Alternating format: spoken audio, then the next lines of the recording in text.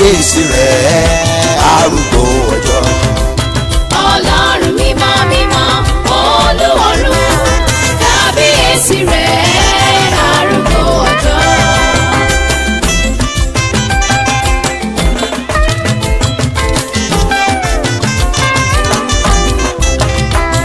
Ọlọ́run mímọ́ mímọ́ Olúwarun, kábíyèsí bàbá mímọ́ arúgbó ọjọ́. Óyá. Ọlọ́run mímọ́ mímọ́ Olúwarun, kábíyèsí rẹ̀ arúgbó ọjọ́. Kábíyèsí rẹ̀ Arúgbó ọjọ́. kábíyèsí bàbá mímọ́ Arúgbó ọjọ́. kábíyèsí bàbá mímọ́ Arúgbó ọjọ́. arúgbó ọjọ́ o. Arúgbó ọjọ́. Arúgbó ọjọ́. Arúgbó ọjọ́.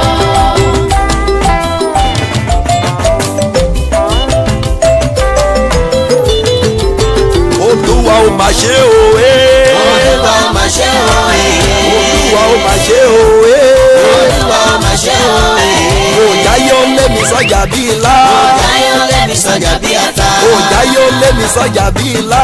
Ọ̀já yóò lé mi sọ́jà bí ata. òjá yóò sọ mí di dàkúdà. Olúwa ó máa ṣe o Olúwa ó máa ṣe o Olúwa ó máa ṣe o Olúwa ó máa ṣe o Olúwa ó máa ṣe o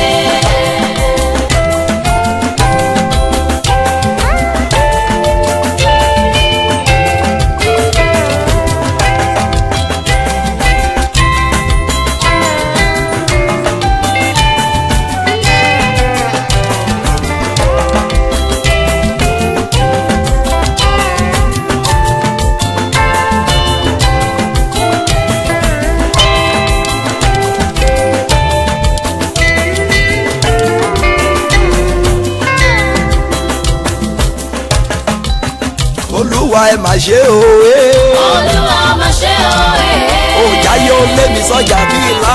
Ọ̀já yóò lé mi sọ́jà bí ata. òjá yóò lé mi sọ́jà bí ilá. Ọ̀já yóò lé mi sọ́jà bí ata. òjá yóò sọ mí di dàkúdà. Olúwa ó máa ṣe o ẹ̀já yóò sọ wá di dàkúdà. Olúwa ó máa ṣe o ẹ̀jẹ̀ bí ó sọ wá di dàkúdà. Olúwa ó máa ṣe o Olúwa yìn ọ́ o Olúwa ó máa ṣe o Olúwa yìn ọ́ o máa ṣe o òjá yóò lé wa sọ́jà bí ilá. Ọ̀já yóò lé mi sọ́jà bí ata. òjá yóò lé wa sọ́jà bí ilá. Ọ̀já yóò lé mi sọ́jà bí ata. òjá yóò sọ wá di dàkúdà. Olúwa ó máa ṣe o òjò rẹ̀ ń sọ wá di dàkúdà. Olúwa ó máa ṣe o òjò rẹ̀ ń sọ wá di dàkúdà. Olúwa ó máa ṣe o ẹ̀já yóò sọ wá di dàkúdà. Olúwa ó máa ṣe o Olúwa ẹ máa ṣe o Olúwa ó máa ṣe o Olúwa ẹ máa ṣe o. Olúwa ó máa ṣe o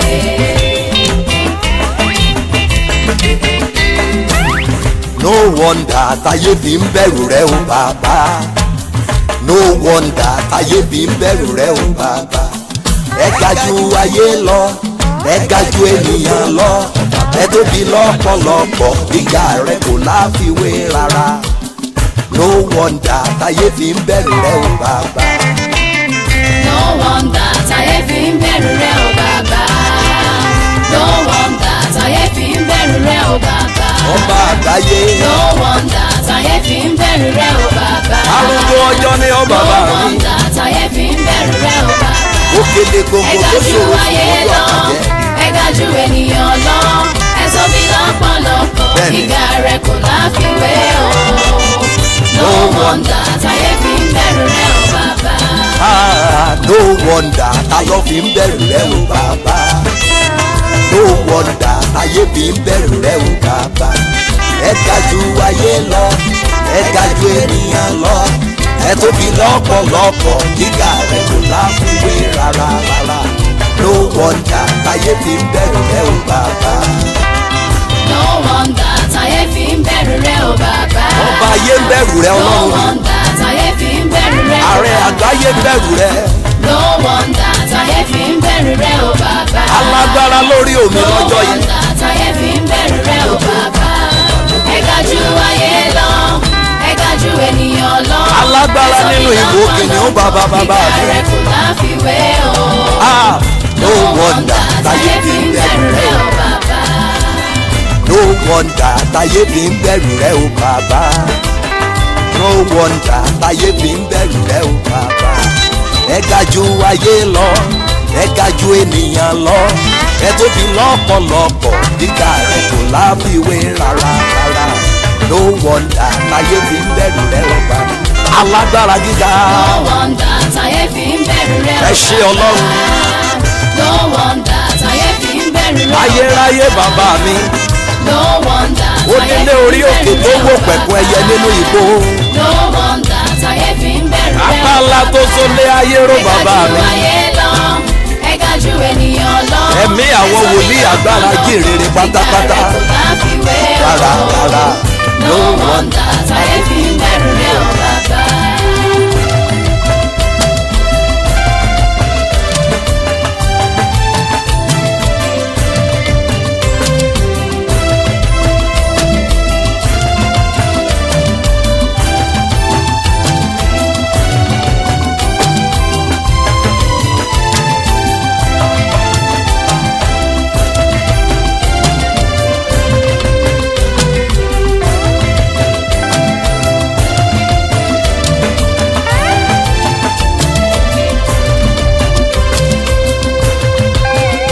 Olúwa mo gbé ọ̀gá o.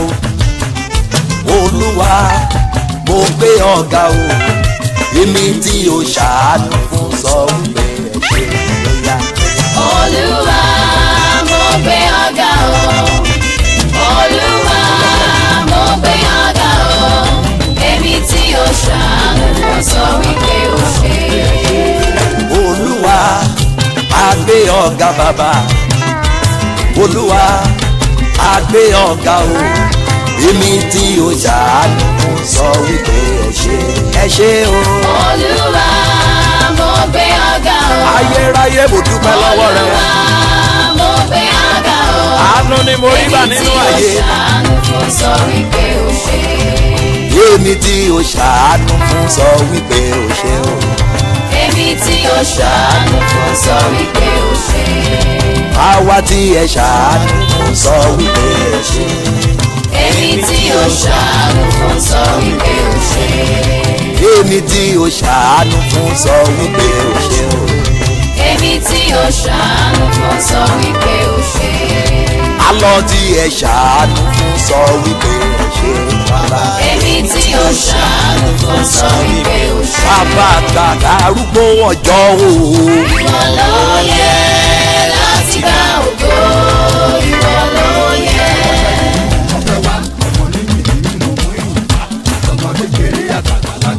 Bàbá àgbàdo arúgbó ọjọ́ o ẹ ṣé. Ìwọ ló yẹ láti gba ògo.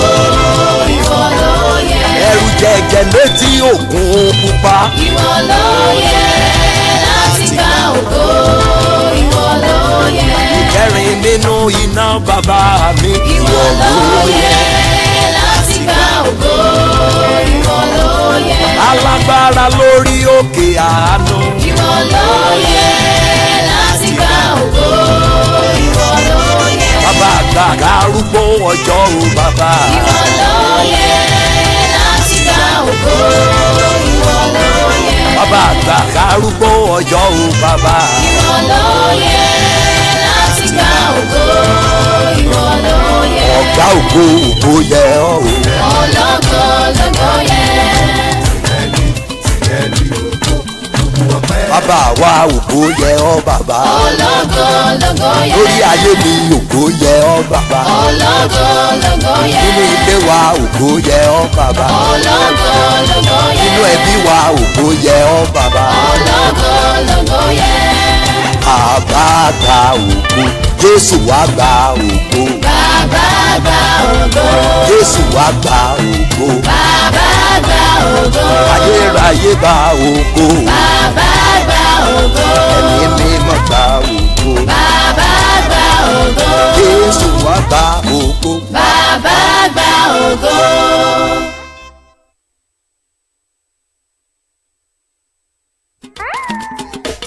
Ọlọ́run àbọ̀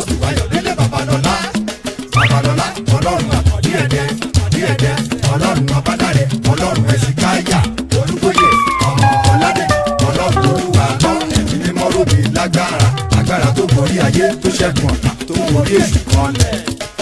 bàbá mo fẹ́ agbára olúwa ló gba agbára o. ìtàn rẹ̀ yí padà oyèdèkò bá agbára o. ọ̀rọ̀ rẹ̀ sì dayọ̀. wọ́n bá dáre gba agbára o. orílẹ̀-èdè yí padà òun fẹ́ agbára. agbára mo fẹ́ agbára. agbára ni mo fẹ́ o bàbá mi.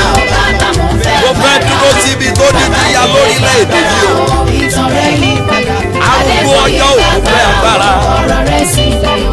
babalọ́lá gba agbára orílẹ̀-èdè yìí. agbára ni mo fẹ́ o. agbára. arúgbó ọjọ́ bàbá mi.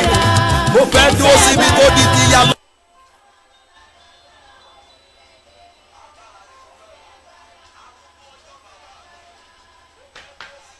mo kí ọba àrùn láàárọ̀ yìí. The King of Heaven this morning. mo sì kí gbogbo ẹ̀yin ará mi nínú olúwa. I greet all my people in the Lord. mo ń kí yín wípé I'm greeting you ẹ káàbọ̀ sínú oṣù tuntun. that happy new month. lábẹ́ àkóso bó ti wù kó rí o. Under no condition ní oṣù tuntun yìí in this new month, orí ẹ̀ ò ní gbà wọ̀rí. your head will not attract evil. ọ̀tá kò ní rí ọmú. The enemy will not capture with you. èṣù ayé kò ní. And the first person to have testimony. mo kí ọba àrùn lẹ́ẹ̀kan I sí. greet the King of Heaven once mo máa ń again. mọ̀ jẹ́ kẹ́yìn olúwa ni. I deliberately want you to praise kò God. í sì fún èèyàn kó lo oṣù mẹ́jọ. It's not easy for someone to use good 8 months. tó o bá mọ̀ bá ti ń dúpẹ́ If you don't know how to thank God, ó léwu púpọ̀. it is dangerous. ó dáa kéèyàn máa dúpẹ́. It is good to thank God, pàtàkì jùlọ ń bẹ̀rẹ̀ oṣù most tuntun. especially in the beginning of the new month. àwọn kan wà wọ́n fẹ́ wà láyé There are some people they want to be alive, ṣùgbọ́n kò ṣeé ṣe fún but wọn. unfortunately, it is not possible for them. ogun yẹn gbé wọn mì. The battles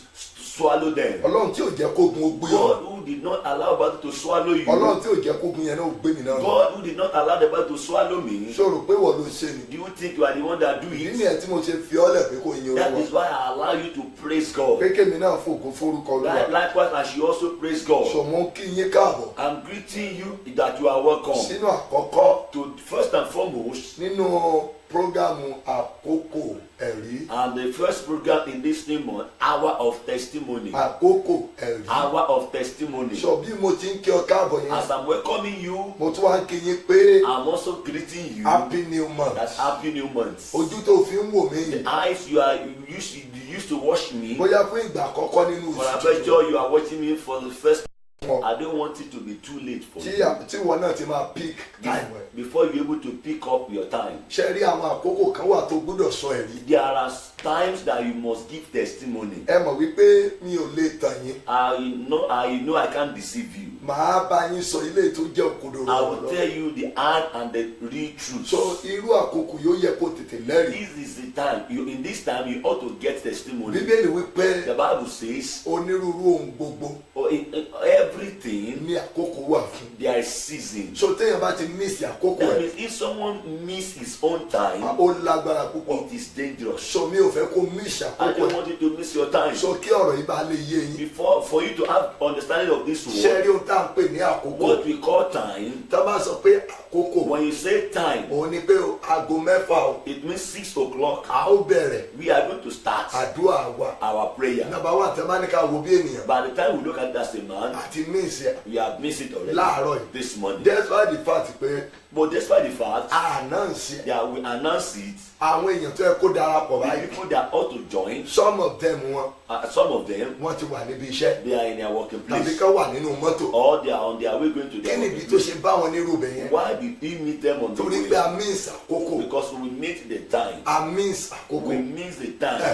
so tẹ́ bá wá ní ká wò ó If you have to look, if you kì í have to ṣe look pé a ò it, ṣe program nírú àkókò yìí báyìí. it's not that we are not doing program at this time. à ń ṣe é We are doing the program. ṣùgbọ́n bá a ṣe ń ṣe program As we yẹn are doing this kò program, dàbí eléyìí tá a máa ṣe ní time gangan tí gbogbo wa ti jọ fix. it's not like the one we do at the appointed time. ohun tá a ṣe à ń yá àkókò yìí lónìí báyìí.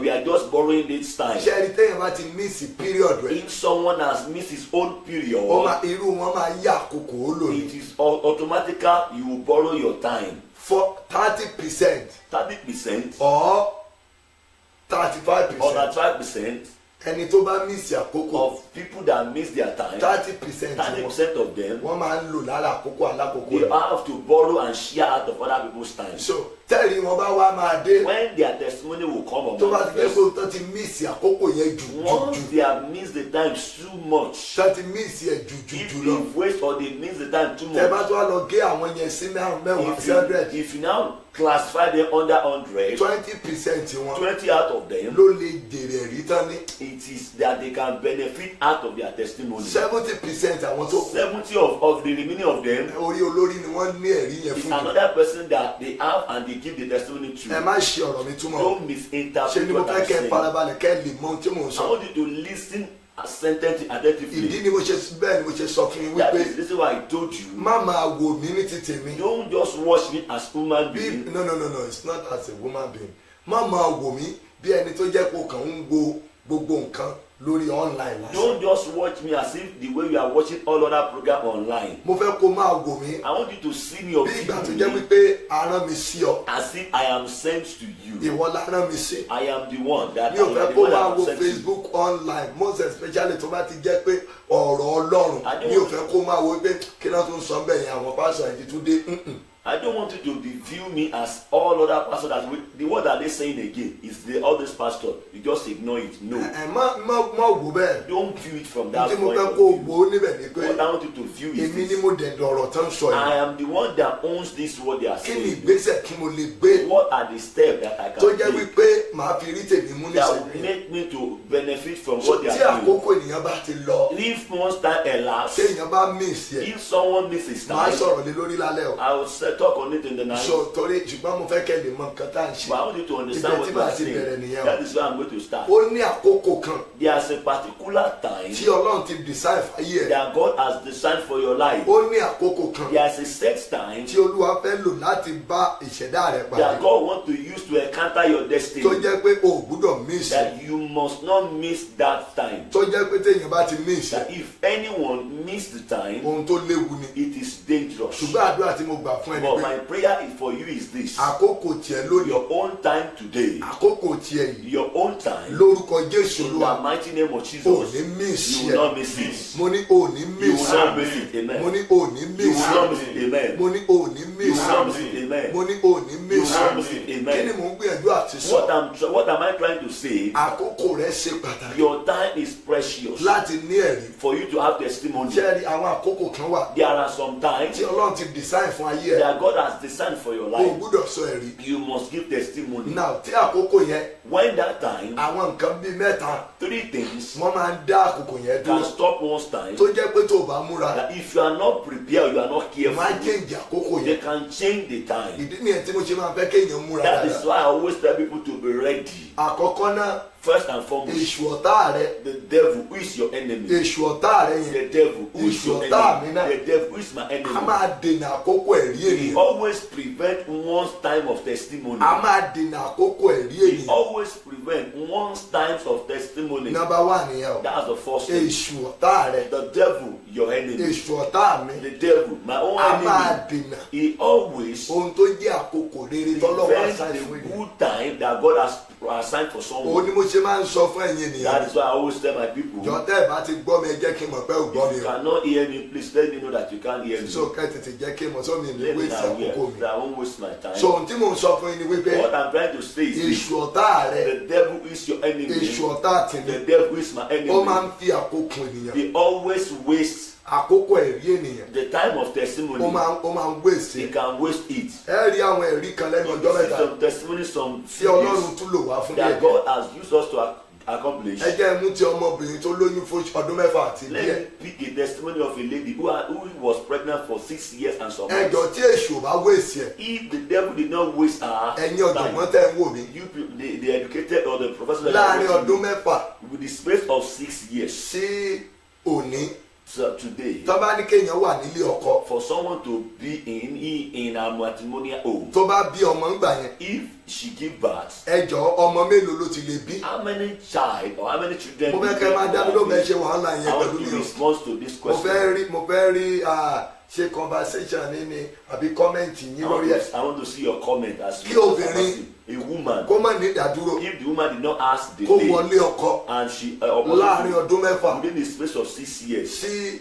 láti ọdún kìíní ọdún kejì ọdún kẹta ọdún First, kẹrin second, ọdún third, karùn-ún ọdún fourth, kẹfà 5, 6 years. tí wọ́n bá ní kó débẹ̀ kó bí ọmọ If they allow her to get to the ẹ má sọ matrimonial, pé kó bí ìbejì o I'm not talking about twins. kó má ní ìdádúró If there's no any delay tó dẹ̀ rẹ́dì and she's ready tí ọkọ ẹ̀ rẹ́dì and the husband is also ready, ó yẹ kó bí tó ọmọ mélòó like how many children do you think the woman will ẹ̀yin have? kan sọ pé mẹ́ta Some say 3, fine but that, ṣùgbọ́n láwọn ibòmíràn but in some places, wọ́n lè bí mẹ́rin o they can give birth to 4 children láàrin ọdún mẹ́fà àárín ọdún mẹ́fà within 6 months. àárín ọdún mẹ́fà Within 6 months. wọ́n lè parí gbogbo ọmọ tó fẹ́ bí They can finish the children, they can end up and stop what they want to do about their ẹlòmíín ní 3 or 2 Some say 3 or 2. ìwọ ló sọ bẹ́ẹ̀ That is the own view. ayé àtijọ́ náà ti ń fún ọmọ ní ọdún mẹ́ta In the olden days, they spaced their children like for 3 pé kí years. àwọn ọmọ kan gba ọdún mẹ́ta mẹ́ta lọ́wọ́ ara Maybe they are 3 years gap. ayé ti change They change the world has changed. tọ́mọ ẹ̀gán bá ti pé ọdún mẹ́ta Even when your child is 3 years tó o old tí ì bí lè and báyìí you did not give tí birth ò to dẹ̀ ń ṣe that kó one, ń face àwọn and it challenges is not that you are facing challenges. ayé ọkọ rẹ̀ á ti máa sọ pé Your ọ̀rá mother-in-law will say, tó bá jẹ́ Èkìtì ni ọ́ he is taking it from a kid. wọ́n á ní ọ̀rá They will from that dialect. bó o ní How? Why? bó o ní How? ó yẹ ká ti tú Yes, where to ó yẹ now? ká ti gbọ́ To come at yìnyín least to come and celebrate mo túbọ̀ again. fẹ́ rí ìfún mi lẹ́ẹ̀kan I sí want to see my intestine. I want to see my womb and my child again. Èkìtì ni o I'm talking about tó bá wá from jẹ́ Ìjẹ̀bú bíi from tiẹ̀ Ijebu. ìyá ọkọ ẹ̀ náà ti mọ̀ Your bá mother-in-law will say, àwọn ti sọ̀dọ̀ Ìjẹ̀bú ṣe you will kíákíá speak your dialect. níyẹn ọdún mẹ́ta ni mo ti sọ After yẹn 3 years. dó o ti lọ́mọ kan dání o You have a child kò kọ́mọ yẹn pé ọdún mẹ́ta but the child is already 3 years. ìyá yẹn tó ń sọ pé The woman will say, obìnrin ọjọ́ yóò ti ṣe nǹkan tó ní í ṣe you ought to do what you ought to do kí ìgbà rẹ kó tó lọ before your time pé elapses. ọmọ yìí mọ̀ ti ń dàgbà ju This boy is going or this ó girl yẹ is kó o going. mọ̀ ti bílẹ̀ You ought to have give birth to another ó one. yẹ kó o ti bílẹ̀ ọmọ You yìí ó ought to have give birth to another one. àkókò nìyẹn o I'm talking about because wọ́n time. mọ̀ kó o ti ń mí ìsẹ̀ They know it's now I believe you are this missing. woman Arábìnrin, a ò mọ iye ọdún tó ti wà nílé you ọkọ don't know the years she has spent in the matrimonial home. ṣùgbọ́n But a rí i ó lóyún odidi oṣù mẹ́fà ò we lé discover she has pregnancy of 6 years and some months. oṣù mẹ́fà ò lé 6 years and now some months. nígbà tó mọ̀ bí ọmọ yẹn lọ́sẹ̀ yìí By the time báyìí bóyá ọ̀sẹ̀ tó lọ ta ló kọjá ó ti di oṣù tó kọjá yìí báyìí Like it was last month. now ọmọ kan ṣoṣo ló bí She gave birth to a child. kò bí mẹ́fà She did not give birth to so 6 years. láàrin ọdún mẹ́fà That means within the space ó of 6 lọ́mọ years, kan ọmọ yẹn ò tí she wà has one a ò child. ní ká iye ọdún tọ́mọ yẹn ti wà nínú o We cannot count or mention the years the boy or the baby has spent in the ẹnu womb. ọjọ́ tá a bí la bẹ̀rẹ̀ sí We ká o start counting the day we give birth to torí that kò child rìn lọ́jọ́ yẹn because he did not work on that day. kò jókòó lọ́jọ́ yẹn That boy cannot see or kò that sọ̀rọ̀ jáde lọ́jọ́ he did yẹn not speak on so that ṣé day. ọmọ ọdún mẹ́fà ò yẹ kó ti sọ̀rọ̀ A 6 years child, won't the boy will have so already olúwa ò come sọ yìí pé torí pé ọmọ yìí ti pé ọdún mẹ́fà God did not say because the child is 6 years in the womb nínú ìyá rẹ̀ in the tàbí mother's nínú womb. ní kò olúwa ò sọ yìí pé torí pé ó ti lo ọdún mẹ́fà God did not say the pé baby has ọkà spent 6 years. ìmídélì tá a bá ti bí That ọ once we give birth to that baby, sọ̀rọ̀ speak, máa rìn walk. àwọn méjèèjì The two, lè ṣubú èsì àkókò the wọn devil wasted their time. ìyá yẹn ó jìyà fún ọdún mẹ́fà The woman suffered for good ọmọ 6 yẹn náà years. jìyà nínú inú fún oṣù The mẹ́fà child ọdún mẹ́fà also suffered for good 6 years in the torí womb. pé ìyá rẹ̀ Because the mother, yóò ti rìn she has worked tirelessly. ibi táwọn babaláwo á ti fún ní kọ̀ọ̀kan ṣe That herbalist will give her concussion to pé take. kò jẹ́ Just go and eat this one. ibi tí àwọn pásọ̀ tí wọ́n ti ṣòróró The pastor will have given her oil. tá a ti fún They will give her oil. ibi táwọn wòlíì We are the prophet. tá a ti fún ọmọ yẹn lómi They even give the child Omi the water. àdúrà lélẹ́yìí. This is the water prayer. ẹlòmíì ti mómi Some they drink different so kinds of onírúurú water. omi tí ó yẹ kọ́ ọmọ tuntun mu Even the water that a child ought not to drink. ọmọ yẹn ti mú nínú The oyún baby has drunk the water ṣẹlẹ́ni in tí the womb. èṣù bá jẹ́ omi ìsìn àkókò ẹ̀ When the devil allows somebody to miss his time, irú wọn that kind of people, ó dẹ̀ máa lágbára o it is always ohun tí powerful. ò yẹ kán jẹ náà máa máa jẹ What they ought not to eat, they will be eating it. orí ohun tí ò yẹ kán mu náà máa máa mu What they ought not to drink, they will start nítorí pé drinking èṣù it. ti wéèsì àkókò Because the wọn devil has wasted their So, time. àkókò yẹn orí ẹ̀ ni máa tún sọ̀rọ̀ ní I orí will lálẹ́ dwell on time. torí mo fẹ́ kẹ́ ẹ lè mọ̀ bí ẹ ṣe lè máa I béèrè want ẹ̀rí you to know how you ask for testimony. ẹ lè mọ̀ bí ẹ ṣe lè máa gbàdúrà You know how to pray. ẹ lè mọ̀ bí ẹ ṣe lè tètè múra You know how to get ready. báwo or lè yẹn prepare. ṣe ń lóyún fún ọdún mẹ́fà tó lé How will someone get pregnant for 6 years and above? kóyún yẹn lé And its pregnancy is over 6 years. ẹ̀dẹ̀ ń sọ pé ó yẹ kó ti bí And mẹ́ta you said she ought to have given birth to 3 other mo ti children. ẹ̀rí ọ̀gá mi kan tó sọ pé ó yẹ kó ti bí bóyá bíi mẹ́rin I even still saw a man that said he ought to have given birth to So, like 4 it children. means- Ó túmọ̀ sí pé ó jìyà the woman suffered. àwọn èsì àkókò ọmọ yẹn. We wasted the ok time of ẹ the tún dá mi baby. lóhùn ìbéèrè mi. Can you also answer me this question? ọmọ ọdún mẹ́fà A child of 6 ó yẹ years, kó ti wà ní ṣó yẹ kó ti bẹ̀rẹ̀ school. will that child start to school? ẹ dáhùn Can you answer me? éèjì wo ló yẹ kó ọmọ ti bẹ̀rẹ̀ school. What is the appropriate time for a child to mo start? fẹ́ going kẹ́ to ẹ school? máa dáhùn ìbéèrè mi kí lè mọ̀ pé wà I pẹ̀lú want mi ni you o to respond torí to mo my fẹ́ kẹ́ ẹ question. mọ nǹkan tí mò ń sọ I want you nísìnyí. to understand what I'm trying to say. ọmọ ọdún mẹ́fà A child of 6 years old. ipò wo ló yẹ kó wà ní primary Good yẹn ní position bóyá in ṣé the náà nursery. ṣé kindergarten ló yẹ kó ìwà Kindergarten or nursery àbí nursery. or nursery? ẹ dáhùn Answer me. bó ló yẹ kó ọmọ ọdún mẹ́fà A ìwà 6 years child, which class ló would yẹ that kí child ọmọ ọdún mẹ́fà be? kó A wà. 6-year child. Which mi ò class? tí ì rẹ́ ẹni tó ìdá mi lóhùn I've o. not seen any response. ọmọ ọdún mẹ́fà A child of 6 ṣó yẹ years. kó ti bẹ̀rẹ̀ school Would the child should have started school àbí kò tí ì yẹ kó bẹ̀rẹ̀ or school. he ought not to start school? tí ó bá tẹ bá sọ pé ó yẹ kó ti If bẹ̀rẹ̀ you school. say he or she ought to start school, sọ ẹlòmíì ní ọmọ ọdún mẹ́ta ó yẹ kéèyàn bẹ̀rẹ̀ school ọmọ ọdún mẹ́ta. some say a child can start school by 3 years old. ẹlòmíì ló yẹ kó ti wà ní primary two. Someone say he ought to be in primary now school. ó gbé ọdún mẹ́fà nínú He spent 6 years in the womb ká ọmọ wa kó wá lọ ọdún mẹ́ta sí and another 3 kó years tó wá bẹ̀rẹ̀ school before he starts ó di school. ọdún mélòó That's how many years. ó di ọdún That mẹ́sàn-án. means she has spent 9 years. so nǹkan tó yẹ kó ṣe láàrin ọdún mẹ́ta What he ought to achieve within 3 years, ó fi ọdún mẹ́sàn-án ṣe. he will use 6 more years to kí do nìdí it. tó ṣe lo ọdún mẹ́sàn-án. Why did he spend èṣù 9 wéèsì 6 àkókò years? rere ẹ̀. The devil has wasted the good time. èṣù wéèsì àkókò ayọ̀ The ẹ̀. devil has wasted the time so of our àkókò job. ayọ̀ ọ̀pọ̀lọpọ̀ wa náà The time, most of our time of our job, èṣù ti wéèsì the ẹ̀. devil has wasted so it. o gbúdọ̀ tètè múra. You have to prepare Kó o and get tètè ready gbà padà. and restore and get back. yọ ẹ̀yin kan mo gbàgbọ́ ó wà bẹ́ẹ̀ Some nínú bíbélì o it's in the Bible. pé àkókò God time is the best. Àkókò Ọlọ́run ló dára jù. àwọn máa ń sọ bẹ́ẹ̀ People always say Yo, it. mi tí ì rí lóyìnbó yẹn kan kọ bẹ́ẹ̀ nínú bíbélì I'm not bẹ́ẹ̀. saying it in the Bible that God's time is the best. But a máa fi ń wàásù sí You ènìyàn use it to preach to someone to pé console àkókò people Ọlọ́run ló dára that jù. God's time is the but best. èwo ló mọ̀ tó jẹ́ àkókò But Ọlọ́run. which one do you discover that is God's time? ohun tí mo kà tó dá mi lójú ni pé What I read that I understand bíbélì is pé ohun gbogbo tí Ọlọ́run the dá Bible says everything that God ó ní created dáradára it ni. is good. tí ò bá dára ní It àkókò is not good at the appropriate time. Olúwa ò ní sọ pé onírúurú ohun gbogbo ní àkókò wà God will fún. not say there is time and there is season for everything. àǹtí ìgbà tó yẹ kó ní ọkọ Olúwa Àǹtí. ó ní àkókò. The time you ought to marry, there's a particular set time for it. ìgbà tó yẹ kó ní ọkọ ó ní The àkókò time you bọ̀. ought to have husband, there's a set time for it. ìgbà tó yẹ kó ní iṣẹ́ The time you ought to have job, ó ní àkókò. there's a set time for it. kí ẹ lè mọ tí mò ń sọ For you to understand what I'm torí saying, àkókò ni mo dá máa wá àkókò ẹ̀rí we are going to do with our la máa máa testimony sọ̀rọ̀ lé lórí. to talk about bọ̀ in mo that fẹ́ kẹ́ ẹ moment. mọ tí mò ń sọ I yìí. want you to understand what I'm saying. àkókò rẹ Your time. ó yẹ kó mọ̀. You need to know it. ó ní àkókò tó Olúwa ti dá fún ẹ. There's a particular time bọ̀ that kí God n has tó assigned sọ for ọ̀rọ̀ you. ọmọ ìlú mi yẹn Before I will say the story of that my people, jẹ́ kí n sọ nǹkan kan fún ọ. let me tell you another thing. nǹkan kejì The second thing, tó máa ń dé àkókò they ènìyàn are always delay one's time. ẹ̀ṣẹ̀. It's sin. ẹ̀ṣẹ̀ náà Sin as well. a máa wéèsì It àkókò can ènìyàn. waste one's timing. ẹ̀ṣẹ̀ Sin a máa wéèsì àkókò can ènìyàn. waste one's time. so èṣù ń wéèsì àkókò The ènìyàn. devil can waste one's time. ẹ̀ṣẹ̀ ó ń wéèsì Sin àkókò as ènìyàn. well can waste one's time. ìgbé ayé ẹ̀ṣẹ̀ tí ẹlòmíràn ti dá The sẹ́yìn life of sin that others have committed in the past ó ti wéèsì àkókò has wọn. wasted their ó time. ti wéèsì ìgbà ẹ̀rí wọn. Has wasted the hour of testimony. ẹlòmíì owó tó ti fi mu gbó. Some of the money has used to drink marijuana, smoke marijuana. ẹlòmíì owó tó ti mu cocaine tó The ti fi mu one he has cocaine. used to take hard drugs. ẹ farabalẹ̀ kẹ́ gbọ́ mi o. Listen, kì í ṣe pé mo fi ń bú ẹ o. I'm not using it to mock you. but kẹ́ ẹ lè mọ nǹkan tí mò ń sọ And ni for o. you to have understanding of what I'm saying. tó ti waste owó tẹ́lòmíràn ti kàn. There are some people, the money they have been or encounter in life, ó yẹ kó ti fi jẹ́ èèyàn it láyé. ought to have be a meaningful and a glorious person. but èṣù But the devil àti ẹ̀ṣẹ̀ and sin, wọ́n waste ẹ̀. they wasted the time. wọ́n mọ̀ pé o ní ògo. They know that you have glory. èṣù wá wo kí ni a lè fi The waste devil ask, àkókò what can we use to ọmọkùnrin. waste the time of this man? Oh, kí la lè fi waste àkókò what can we ọmọkùnrin. use to waste the time of this kí la lè man? fi waste àkókò What obìnrin. can we use to waste time of this wọ́n kàn woman? rọra drop rẹ̀ sí You lọ́kàn. just you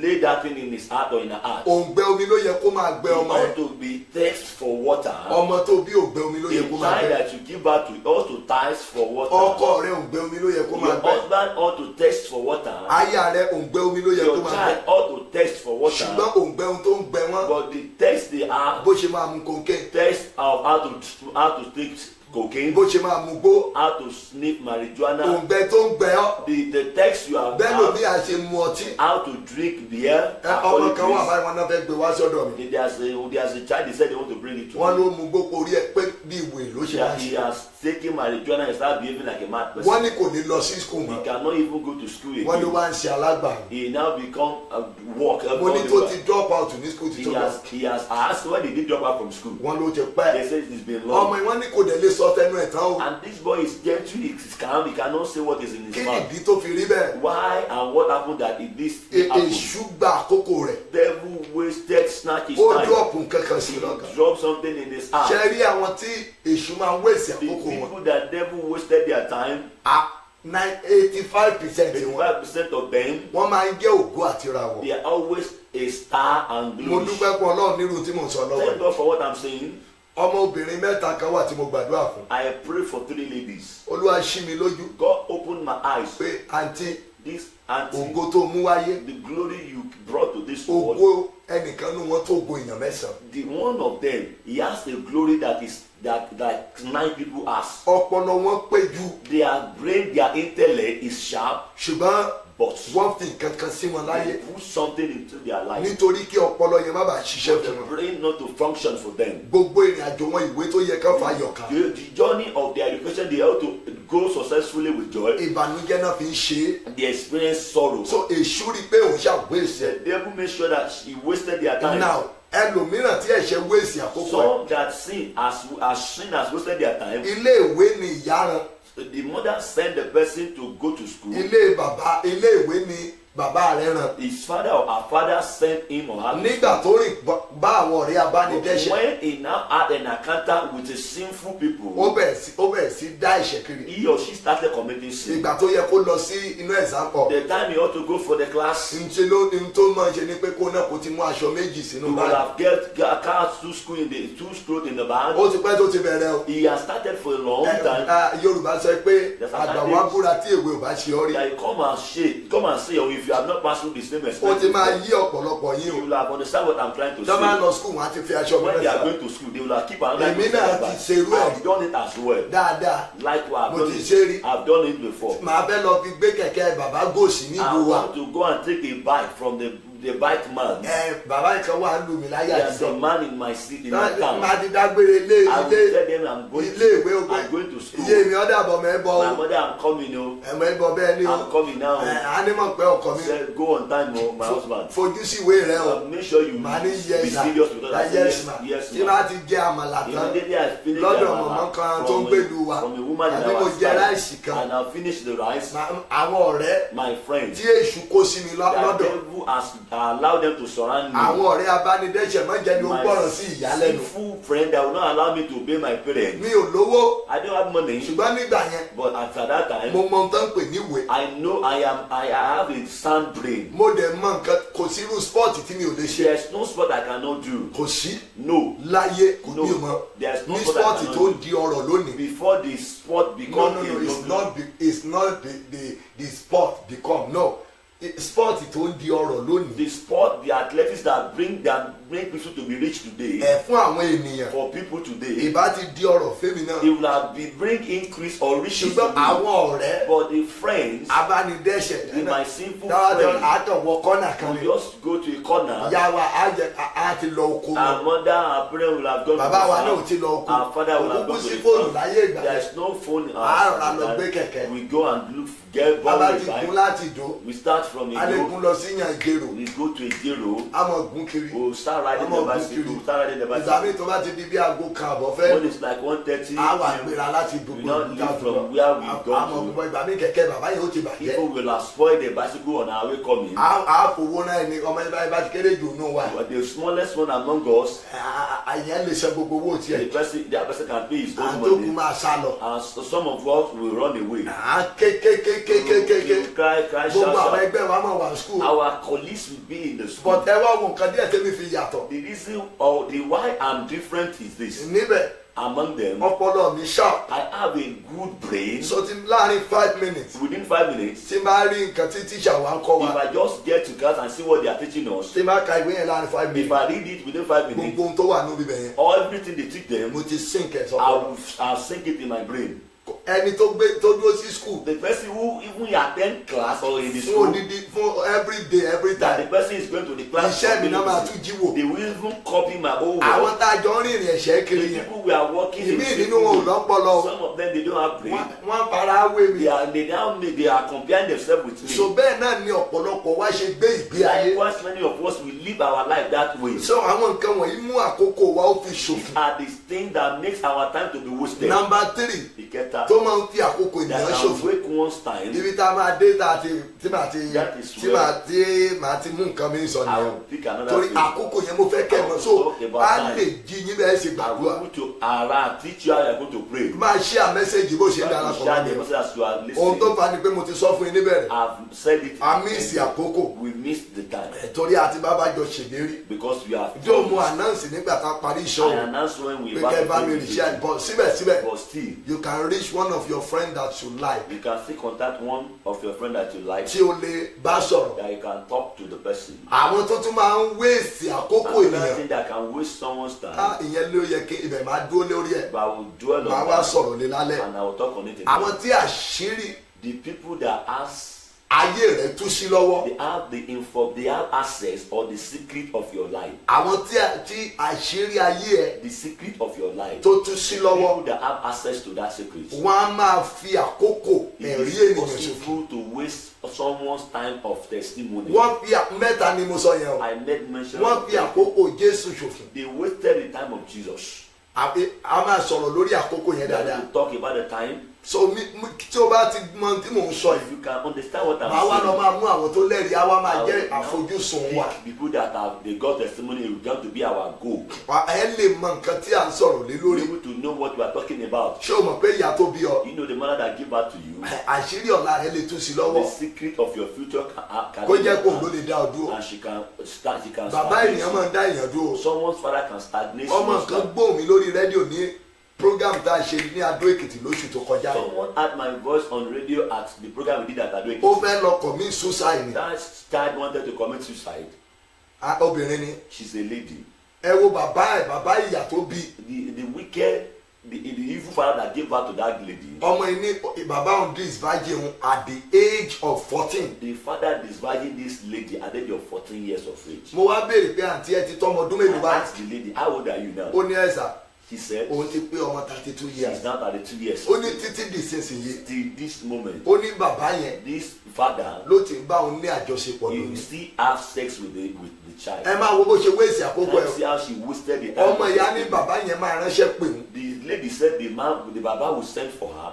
Á ránṣẹ́ pè òun. She will send for her. Ilé tó wá burú jù bẹ́ẹ̀. The most Ọmọ yìí ní terrible dáàdi thing- ẹjọ́ ẹ máa sọ̀rọ̀ mi fún àwọn èèyàn tán máa ń pa ẹnu mọ́ tí ogun kan bá ti ń jà ohun tó ṣe ń gbọ́rọ̀ The ìlú reason why you ìwọ̀n are listening to this that the lady said please share my testimony because of people that always So, keep things to kí o má themselves. bàa bò mọ́ra kó bá lè ó máa lè jí àwọn ẹlòmíràn. For you know to keep things to yourself so that you can wake another person. Ọmọbìnrin wa sọ wípé This lady òun ti said márìsà she has married òun though. dẹ̀ ti bímọ She has a child. ọmọ kan A child. ilé ọkọ lòun dẹ̀ wà. She's in a Bọ̀ bàbá yìí máa pè òun the father will send for tó her. bá pè òun When she sent for her, òun máa láìkì ìrìn àjò bàbá òun she will like the journey of his father, of her ju father, títí ọkọ òun than lọ. the journey of the husband. Now eléyìí tó wá gbomijé lójú The ọmọbìnrin one yẹn that made this lady to shed tears. ó lóun ti ní HIV látara bàbá She òun. said she has contracted HIV from his father. Ó nígbà tó ń lọ ṣe test She went for test, ó ní ọmọ tó ń bí the child that she gave birth to, kò ní HIV the child did not have HIV. ọkọ òun The husband kò ní did HIV not have HIV. títí di sísìnyí. At this moment, Ó ní but bàbá òun àtọkọ but òun his father and his husband, àwọn méjèèjì ló dẹ̀ bá òun ní nǹkan they are the papọ̀. two of them that have sexual intercourse with her. Ó ní kí n wo bí ayé òun ti dà. He said, see how the life has Ó ní become bàbá ohun tó ń this ṣe fẹ́ lọ kú way. That lélẹ̀. is why she wanted to commit Mo suicide. ní ò ní kú. I said, you will not commit Ó ní suicide. àkókò rẹ̀ bàbá rẹ̀ fi ṣòfò. Our time, our father Ọmọ yẹn wá has sọ wasted. nǹkan kan fún mi. The lady said something to Ó mú me. kẹ́rù ayé bà It mí. makes me to be afraid. Ó ní ẹ̀sà. He said, Ó ní "Sir, bí bàbá mi ṣe bá ẹ̀gbọ́n mi lájọṣepọ̀ títí pé bàbá yẹn ló ṣẹ́yún fún tó tọ́mọ yẹn kú pẹ̀lú That oyún. similar thing his father did for her elder sister. That the father committed immorality with her, and at the point in time the lady asked to do abortion and the lady died. bàbá yẹn ọmọ yẹn ní bàbá òun náà ti ṣẹ́ oyún fún at the age of 14. That this father has also did abortion for her for at the age of pé ó ti 14. ṣẹ́yún fún at the age of 14. At the age of 14 that she has gone to do abortion as a result of what his father did. ṣe rí àwọn ìka èèyàn tó máa ń fi ayé ènìyàn tó máa ń fi àkókò èèyàn ṣòfò That báyìí. can waste someone's life. ṣé o mọ̀ pé àkókò ni o ibi tí mo dé ni pé Jésù Jesus, àwọn tó rí àṣírí ibi tó ń lọ they had access to the secret of where he's going. tán rí pé ẹlẹ́rìí ni That this one is a person of testimony. wọ́n fi àkókò rẹ̀ ṣòfò. They wasted his time. ṣé ẹ̀kọ́ obìnrin máa ń pa àkókò ẹ̀ ní It's ṣòfò possible for a woman to waste one's time. ọkùnrin á máa pa àkókò ẹ̀ ní It's ṣòfò possible a man can waste one's time. á dẹ̀ máa wéṣì àkókò rẹ̀ And nìyẹn you'll be wasting your good time. ẹ̀ẹ́dẹ̀jọ́ máa tanra yín And you'll be deceiving yourself. ìwọ náà máa tanra ẹ̀ You'll be deceiving yourself. ẹ̀mí nǹkan tí ò lè work What the thing you know that it can't work. ẹ̀ẹ́dẹ̀jọ́ máa pàṣẹ And you'll be managing and bashing it together. ó máa work ó máa work And if you work, it ó will máa work. work ó It máa will work work. It will work. máa manage máa manage Manage it. Let's manage ìgbéyàwó it. tọ́pọ̀lọpọ̀ yín wà The marriage that you find èṣù yan yourself. ọkùnrin yẹn tì ọ́ ni The devil is one that assigned the man. tàbí kéṣù yan obìnrin yẹn Or tì the ọ́ womb, the devil assigned the woman ó for ń you. wéṣì àkókò ayọ̀ The rẹ person was wasting the time of your ó ń joy. wéṣì àkókò ìdùnnú The rẹ person was wasting the time of your rejoicing. ó ń wéṣì àkókò rere t'Olúwa fún ẹ The person is wasting the precious time that God has given to ó ń bá you. ọkùnrin rìn You are journeying with a ẹ man. ti pinnu pé ó fẹ́ ra You've made up your mind that ó you want to ṣẹ́yún marry. kìíní fún You ó this is ṣẹ́yún second kejì abortion, fún the second ó abortion, ṣẹ́yún the kẹta third fún abortion, ó ṣẹ́yún the kẹrin fourth fún abortion, ó ṣẹ́ karùn-ún the fún fifth ó abortion. yẹ kó mọ̀ wípé You need to irú understand ọkùnrin yìí that kind of person. kò ní nǹkan tó lè He ọ́fà ẹ̀ doesn't have a good thing to offer you in life. kò ní He doesn't have that good thing. ẹ̀ẹ́dẹ̀ tí ìgbéra yín sílé tán And you have not married, you have not settled down as a ó husband yẹ or kí wife. ìyèpàdé tó gbé mu láìpẹ́ àtọ̀ pé gbogbo nǹkan tá à ń ṣe So all these things we are mo doing, fẹ́ ká píìkì ni mo fẹ́ I kówó want wà us lọ́wọ́ wa to pick so that we get ẹ̀yin ọ̀dọ́ tẹ́ máa ń lóore ọ̀fẹ́ láti wò mí The youth that always ask arán mi sí láti ṣí yín níyè I am sent to you èmi to ò open sí your lórí understanding. Facebook fún entertainment I'm not on the Facebook for entertainment. iṣẹ́ mi pọ̀ jù bẹ́ẹ̀ lọ I have one other thing I can tí mi do. bá rí yẹ́yẹ́ máa wọnú gbó lọ bí màá lọ máa If I gbàdúrà don't have what to do, I will go ìdí to ni ẹ̀ tí mo ṣe sọ fún yín pray. pé ẹnu ẹ̀yin díẹ̀ tó lù abárán mi And sí a particular people, few people that God has sent me máa to. wò mí bí ẹni pé arán mi sí ọ láti ṣí ọ níyè You mean that as someone that want to open your adẹ̀rán mi understanding. sí ọ láti dá ọ padà sọ́dọ̀ náà And I'm sent to you to bring you back to God. bọ̀dá èèyàn ń gbowó lọ́wọ́ ẹ̀ ó fi ń lọ sí school Someone is collecting money for you to go to owó school. tó yẹ kí wọ́n fi máa ṣe nǹkan The rere money you ought to use ó to gbà lọ́wọ́ ẹ̀ ó gbà collected gbà money for a long time. at the end of the day At the end of everything, obìnrin atúmọ̀ alẹ̀ mọ́ the lady will still be bragging. mo manage ẹ ní o I'm just trying to manage you. káwọn obìnrin kan dájú There gan are some wicked lady. mo ń dàgbà mo tí o bá ti pé ìfẹ́ tí mo ti ẹ̀ ní sí ẹ It's not gan the love I have for towards you. tó bá ti róbìnrin tó ń fi ọ́ wé àkàwé ẹlòmíràn If a woman was comparing with another mọ̀ person, ipò ń wéèsì àkókò ẹni. just know that the lady is using your time.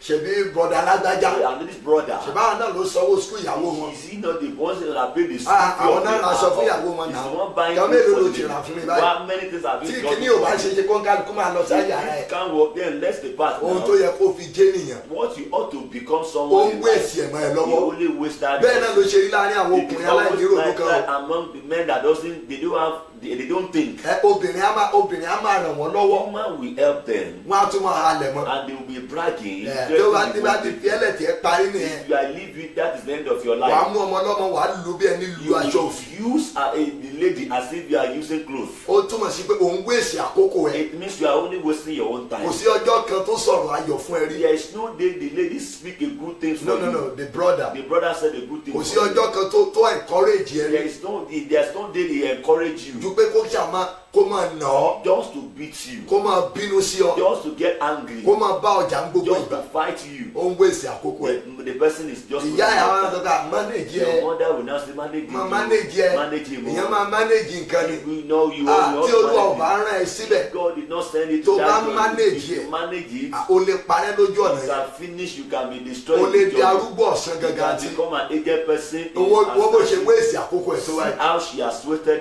the person has wasted your time. bàbá kan náà sọ ó sọ nǹkan kan ó ní ká bá ń gbàdúrà lu Ìbàdàn The láì man said we should pray for him in Ibadan. ó ní ẹjọ́ bàbá He said, Baba, ó lóun fọlọ́ọ̀ bẹ̀yìn so I'm begging you the ó ní name kí of ni the kó ń Lord. ṣe inú tíátà mo rò pé ó ti lè wáyé mọ́ I thought the thing can only happen in the theater. mo ti ń gbọ́ ṣùgbọ́n mi ò gbàgbọ́ I've been hearing it, but I did not ọ̀dì believe it. tèmi náà rí Until I view it ó and lóun I máa feel bí myself. ọmọ mẹ́rin báyìí The Baba said he has 4 children. ó ní ìyàwó mọ̀ sọ fún un pé And my wife told me, ẹyọ kan ni tèmi nínú ọmọ yìí I'm the only, I own 1 child out of the 4 mo wá ní children. èwo náà pé ti I yín sà said, which one is your ó ní own? last born ni He said the last born. ó ní but àwọn tó ń ti tọwọ́ yunifásitì But the one that have trained èyí tó ti graduate the one that has ó become ló sọ pé graduate, nǹkan lòun ní wọn he said, I am not the pé I am not òun the ṣe wá di born again I'm now a born again. iṣẹ́ ẹ̀gbọ́n tí mo wí Can you listen to what I'm saying? obìnrin yẹn ò di born again The woman is not born again. nígbà tí bọ̀dá oníbọ̀dá ń ṣa wàhálà tó ń sanwó léèwé tó ń sanwó oúnjẹ Was laboring, was ṣẹ́rí àwọn obìnrin ayé òde òní bẹ́ẹ̀ You see the ó woman, jẹ́ wá di born again she woman ohun is tó not mọ̀ pé born ó again. padà di born again lé lórí kí ló dé tó sì ti yí padà Why can't you change? ó kàn wéèsì àkókò He bàbá only yẹn wasted the time of that man. ó bí ọmọ mẹ́rin He gave birth to ó ní last born He said the last ní born ti bàbá is belong to pé that man. pásọ̀ wọn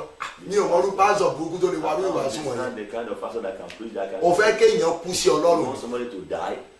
torí tó bá jẹ́ pé obìnrin náà ṣerú ẹ̀ sí 300 obìnrin 70 wọ́n máa kú 70% of them will die. kẹwàá sọ ẹgbẹ́ torí pé ó ti gbàgbọ́ báyìí ó ti change go and confess your sin Lọ jẹ́wọ́ ẹ̀ṣẹ̀ rẹ. ìwọ náà wá jẹ́ ìdílé pé my dear please and please I want you to forgive me jọ àwọn ọmọ mẹ́rẹ̀ẹ̀rin tá a bí jọ má bínú sí mi mẹ́ta ni tẹ̀ kí n bá lè rọrùn wọ̀ For me to get to heaven, ó ti pa bàbá yẹn sínú maybe you have killed the man. kò sírú ìwàásù tán lè wà sí tó lè tètè gbàgbọ́ mọ́ The person you can ìwọ gẹ́gẹ́ tó o bá múra you even if you are ìjẹ́wọ́ not tó o ṣe yẹn that confession, ọ̀run iná ló máa tì ọ́ you sí can even push you to hell. òtítọ́ ni mo sọ fún ọ I'm yìí telling you the truth. torí pé ó pa àwọn kan ní àpásáyé You have injured some people. bíbélì ẹ̀ pé kò sí àpànìyàn kan tí ó wọ ìjọba And ọ̀run no murderer will get to heaven. ṣòun tó bá kúkú mọ̀ pé òní lè gbé sára What you know you títí ọjọ́ cannot ayé ẹ̀ keep until all throughout your life. kí ló dé tó ṣe kúkú mọ̀ dáwọ́ Why dé can't you avoid it? so àwa jẹ́ sọ pé o gbàgbọ́ kan You now say you are born again. ọmọbìnrin kan náà kọ́fẹ́sì A mi lady also confessed here. ó gbé lọ́dọ̀ pásítọ̀ He stayed with ẹ má pastor. àkókò là ń sọ̀rọ̀ lé lórí o About time, oh. àkókò ẹ̀rí The time of testimony. sọ mo fẹ́ kẹ́ ẹ lè mọrú àwọn nǹkan tá a fẹ́ máa ṣiṣẹ́ lé lórí That's mi what you want to treat. ni mo ṣe ń ṣí yín níyè That's wọ́n how yóò you your understanding. wàá máa fẹ́ bólókùnrin tó lọ láàárọ̀ yìí Where is ṣé this bókùnrin ló man? mínísítà lóru mọ́jú He's the one that ohun tó ń pè ministered. lágbára ọlọ́run yẹn That's what they call the lójú power mò ń of sọ God. fún ẹ ní òkà What nínú I'm ìwé telling you, I didn't read anywhere. tó a fi mọ̀ pé ọlọ́run wà nìyẹn For you to fóònù tí mo mú dání kì í ṣe pé mo fi ń ka ọ̀rọ̀ rẹ̀ tó bá lajú tó wo ẹ̀yin ará mi ni mo fi ń I'm mọ́nítọ̀ only monitoring my people. bóyá ẹ rí mi dáadáa ṣé tó bá rí pé mo mú fóònù dání mo kọjá wòlíì tó máa ń sí tábìlẹ̀tì I am more than a pastor. tí ó máa ka gbogbo nǹkan tó bá fẹ́ ṣe sí ọ tàbí tí ó máa ṣíwèé kiri tí ò bá sí nǹkan kan máa sọ fún ọ pé kò sí nǹkan kan bọ̀tọ́rọ̀ bá wà máa sọ fún ẹ pé ọ̀rọ̀ wà I'll tell you I have what to tell you. ṣùgbọ́n tí ò bá sí When there is máa nothing, sọ fún ẹ pé kò sí I will tell you I don't have bọ̀tọ́rọ̀ bá wà When there is something ọ̀rọ̀ like náà ò that, tilẹ̀ lè tán nínú mi the word of God cannot scarce in you. láyéláyé It is not possible. so ìwọ ló máa mọ̀ bó o ṣe You múra ara are ẹ̀ the one that have to prepare yourself. ìwọ ló mọ̀ bó o ṣe múra You sọ̀rọ̀ ara have to ẹ̀ get ready about your life fúnra ara rẹ̀ on your own. ló mọ̀ bó o ṣe múra You will prepare. ọmọ yẹn ló ń gbé pẹ̀lú pásítọ̀ The lady said she stayed with pastor ó lóun pọ̀ ọmọ pásítọ̀ mẹ́rin jẹ and he killed 4 children. pásítọ̀ ó ń kà ní o She kọ́fẹ́sì was bí confessing. ẹjọ́ praise God Hallelujah. mo ní I testimony have testimony. mo ti wá di lady I evangelist am now a lady. orí mi gbóná lọ́jọ́ tí mo wí My head, I'm not happy that day. àdúrà ìbùkún tí mo gbà The prayer that I pray, kéèyàn kó dídí ọmọ mi mẹ́rin he killed my 4 children. èmi ni mo dẹ̀ mú tíra I'm the one that is taking care of that lady. bàbá oníbàbá ti wá darúgbó tán Baba is now old. bàbá yẹn ò lọ́mọ kankan mọ́ He doesn't have any ó wá child. jẹ́ sọ pé ó gba Jésù lólúwa ó bá yé bàbá oníbàbá You jẹ́ fresh the man's life. ẹni tí bàbá mú mọ́ra The person that a máa sọ̀rọ̀ débẹ̀ ọmọ kan sọ fún yín ni o I'm just trying to ó dẹ̀ tell you. wéèsì àkókò And bàbá he wasted the time of that Baba. ó ń jẹ epo bàbá yìí He eat the oil of the Baba. ó ń jẹ iyọ̀ bàbá He yìí ate the salt of this Baba. nǹkan rere gbogbo ló ń jẹnu ayé bàbá yìí Good thing. She. Baba ló ra aṣọ fún. It's the man that ẹ sì gave mọ̀ pé back kò ń to. sówó lọ́wọ́ pásítọ̀ And pastor, they don't always have money. àpásọ̀ ayé ìgbà yẹn I mean, old. ayé òde òní ní gbogbo èèyàn wá ń fẹ́fẹ́ pásítọ̀ In this modern days nowadays, that people ayé àtijọ́ nílùú wa and the olden days from our own town. èèyàn ò lè rí èèyàn kan sọ pé pásítọ̀ ló fẹ́ lọ fẹ́ I want to go and marry a pastor. ìyá rẹ̀ àgbà gbàdúrà lé lórílẹ̀ We méjì even pray twice. àfi tí ìyá yẹn bá jẹ́ ní ẹ̀mí Unless if the person, the woman because wọ́n mọ̀ pé is ìyá máa ń jẹ pásítọ̀ so they know the pastor always suffer. bẹ́ẹ̀ ọ̀run èrè wọn wà lọ́run And their reward is in heaven. pẹ̀lú ṣebí mo ti sọ̀rọ̀ ayé mi fún yín mo ní màmá yẹn sọ pé The person I want to marry wòlíì is àlọ́ prophet Allah. àmọ̀ pé ó ní pé You know God calling you. ṣùgbọ́n ìwọ But you, ẹ mọ̀ ìwé tó kà Do you know eléyìí tẹ́ ẹ the- máa ń kà ní pólì ọlọ́dún méjì yẹn that OND. ẹ̀ṣọ́ wẹ̀ndì náà Yes, sir. ẹ ṣe èmi tí mo sọ́bà That I labored, I ṣùgbọ́n suffered. wòlíì àlọ́ yẹn But this a prophet, mọ̀ pé Ọlọ́run pè you know God called him. ṣùgbọ́n oníjíǹsì kan But he has only one gene. onígáhùn kan He has only one ẹ̀yẹ God. ló lọ sọ pé lọ This is the person fẹ́fẹ́ who I reject it in Jesus Mo name. kọ̀ ọ́ lórúkọ Jésù.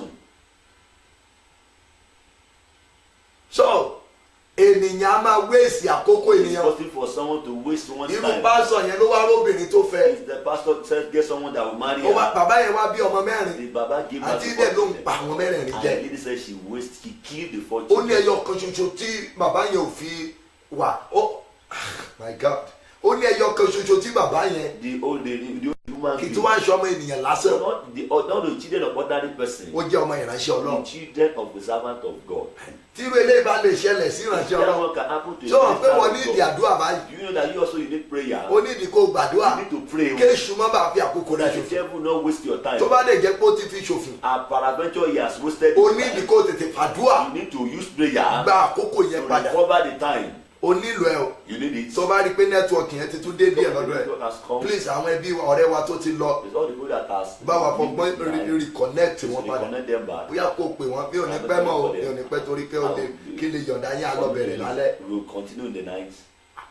ó ní ayọ̀ kan tó ń pa kẹ́yìn The last one she killed. òun ní Olúwa fi wá yí òun lọ́kàn That padà is how God changed her. mo gbé microphone dání báyìí I hold my mo kọ́kọ́ wo irú ìwàásù wo máa ṣe lálẹ́ The yìí message I want to preach tonight. mo fẹ́ ká béèrè ìbùkún tẹ́lẹ̀ I ni want us to ask for blessing. ìpè láṣẹ throughout We have lókè yìí o to pray a curse prayer throughout the night. kí ni mo sọ fún yín What did that tell mo ní you? àmọ́ ṣẹ́ ìpè o A prophet we can raise curse. ọ̀pọ̀ àdúrà tá ń gbà yẹn ìpè ní o Many of most of the prayer we pray is curse prayer. Ìpè ni o. It's curse prayer. tó o bá ṣẹ́ ìpè yẹn wàhálà ni o If you don't give the curse, there is àwọn kan ń wéèsì àkókò ẹ̀ olóòní ṣẹ́ ìpè People are wasting your time. Say you don't raise curse on them. èpè pọ̀ nù bíbélì o There are curses in the scripture. mo sọ fún ọ èmi ò ń ṣe wòlíì tó máa sọ̀rọ̀ tínú ẹ̀ fi máa I'm dùn not fún a prophet that will tell you that you will just be ẹ happy. mi ò with bá it. ìpè tí wòlíì tèmi ò ń ṣerú ìpè Now, bẹ́ẹ̀ what o kind of calling is not like that? Oh, rárá o It's mi no. mi Olúwa ò tí ì pè mí sínú ìpè yẹn God has not called me to that kind of calling. bàbá yóò ń sọ̀rọ̀ tó dùn fún wa jẹ ọ It doesn't give us. mi ò ní ìdí ẹ o I because don't need to give ṣé you ilé tó what fẹ́ I'm kọ́ fún mi ló máa jẹ́ sọ̀rọ̀ nínú house fún ẹ that you want to build for me that make it to àbí God mọ́tò tell you tó what. fẹ́ rà fún mi The car you want to buy for ló me. máa jẹ́ kí n sọ̀rọ̀ nínú Yeah, fún ọ to just tí tell mi you ò ní what lè that sọ make you ọkàn Ọlọ́run tó a fi I mọ nǹkan tó ń ṣe will fún tell you ọ the mind of rárá God o for you to know what you are doing. mo ní àṣẹ ìpè ni And we are going to raise ẹ lọ wo inú bíbélì go and check the Bible. nígbà tó sún Dáfídì When he got to his stage, Lọ ka Psalm 35. they read Psalm 35. ó ní Olúwa gbógun tí àwọn tí ń Go gbógun wage tì war people that are waging war with against ó me. débì kan At the point in time nínú sáàmù ni o in this book in ó this ní Psalm, jẹ́ kí ọmọ wo di alárìnkiri he say let their ó children ní come with kẹ́nikẹ́ni kó má ṣe them. sàánú fún Nobody wọn should help them. ṣé àdúrà nìyẹn You see, Èpè ní. prayer is cursed.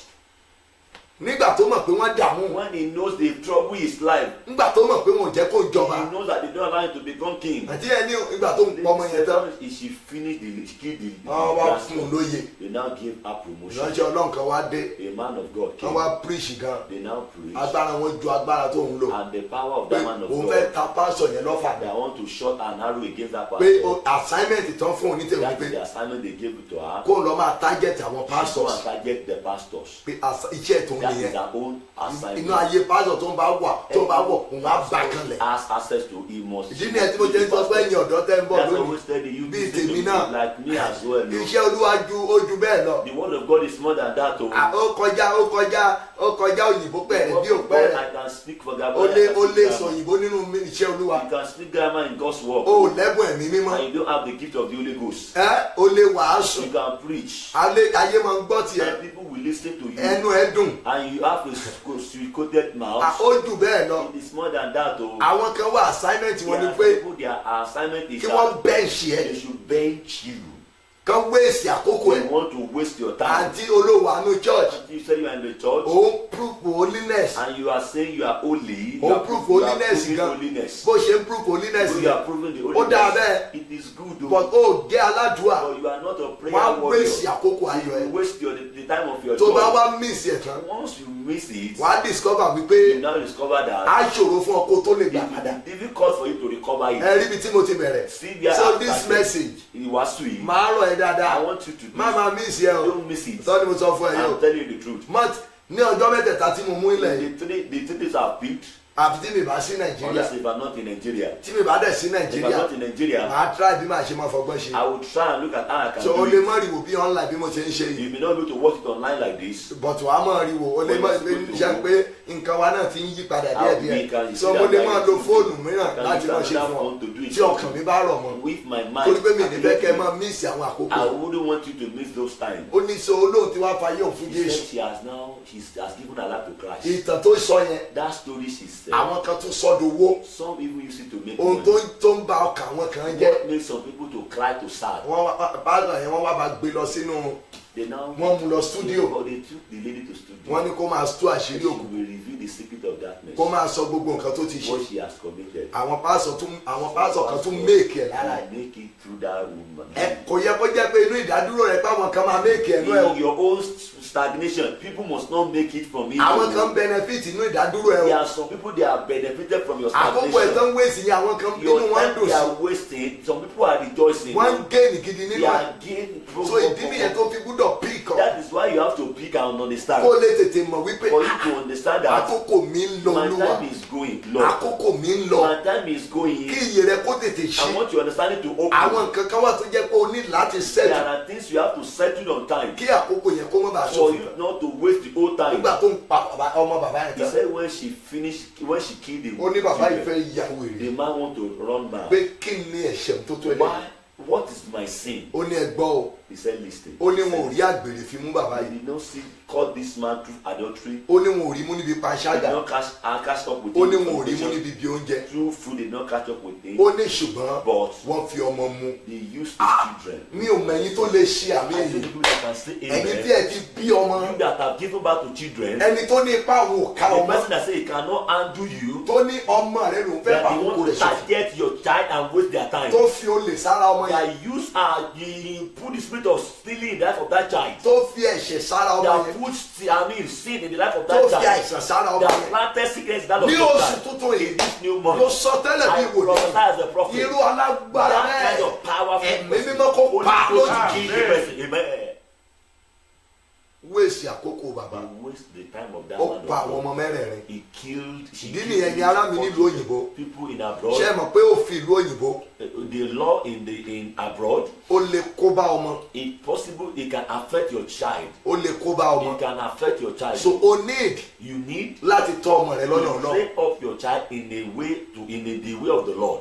ọmọ agbájú ìyá ẹ̀ lóyìnbó. A child will slap the mother in ó abroad. gbúdọ̀ kúkú nà. You can't beat the tọ́mọ child. yẹn bá sọ kún jù. If the child weep or wọn náà cry ló tún much, lè gbọmọ lọ́wọ́ they ẹ̀. can even withdraw the child from you. tó pé wọn fẹ́ kó o kọ lọ́nà We rẹ̀. want you to teach it. tí ẹ pé bá ṣe ń ṣe In níbi ìwọ ìbòmí mi. our own culture here is bọ̀ different kò from sí the bẹ́ẹ̀ nu culture. bíbélì o. But that one is not in tí the bíbélì Bible. sọ ni What wípé the Bible says, tọ́ ọmọ rẹ ní ọ̀nà tí ó train tọ́. up your child in a way that will follow. ó ní tó bá dàgbà tán. When it is ó grown, ní kò ní lè you will yà not kó ní wọn. depart from that ṣe place. ẹ̀yin tẹ́ ẹ jẹ́ ọmọ orílẹ̀-èdè You that nàìjíríà. are Nigerian, tẹ́ wà ní òkè òkun. that you are in abroad. ṣe nígbà tó bá ti ń sọ̀rọ̀ sọ́mu torí pé ọmọ yẹn ń gbọ́ ọ lẹ́nu When kíákíá. you are correcting your child and the Tí kì í dẹ̀ ń ṣe bẹ́ẹ̀. and he's not doing it that jọ̀wọ́ way. tètè múra. Please pray. mọ̀ Ready. pé wọ́n fẹ́ fi dá ọ They lóró ni. want to use this child to torment you.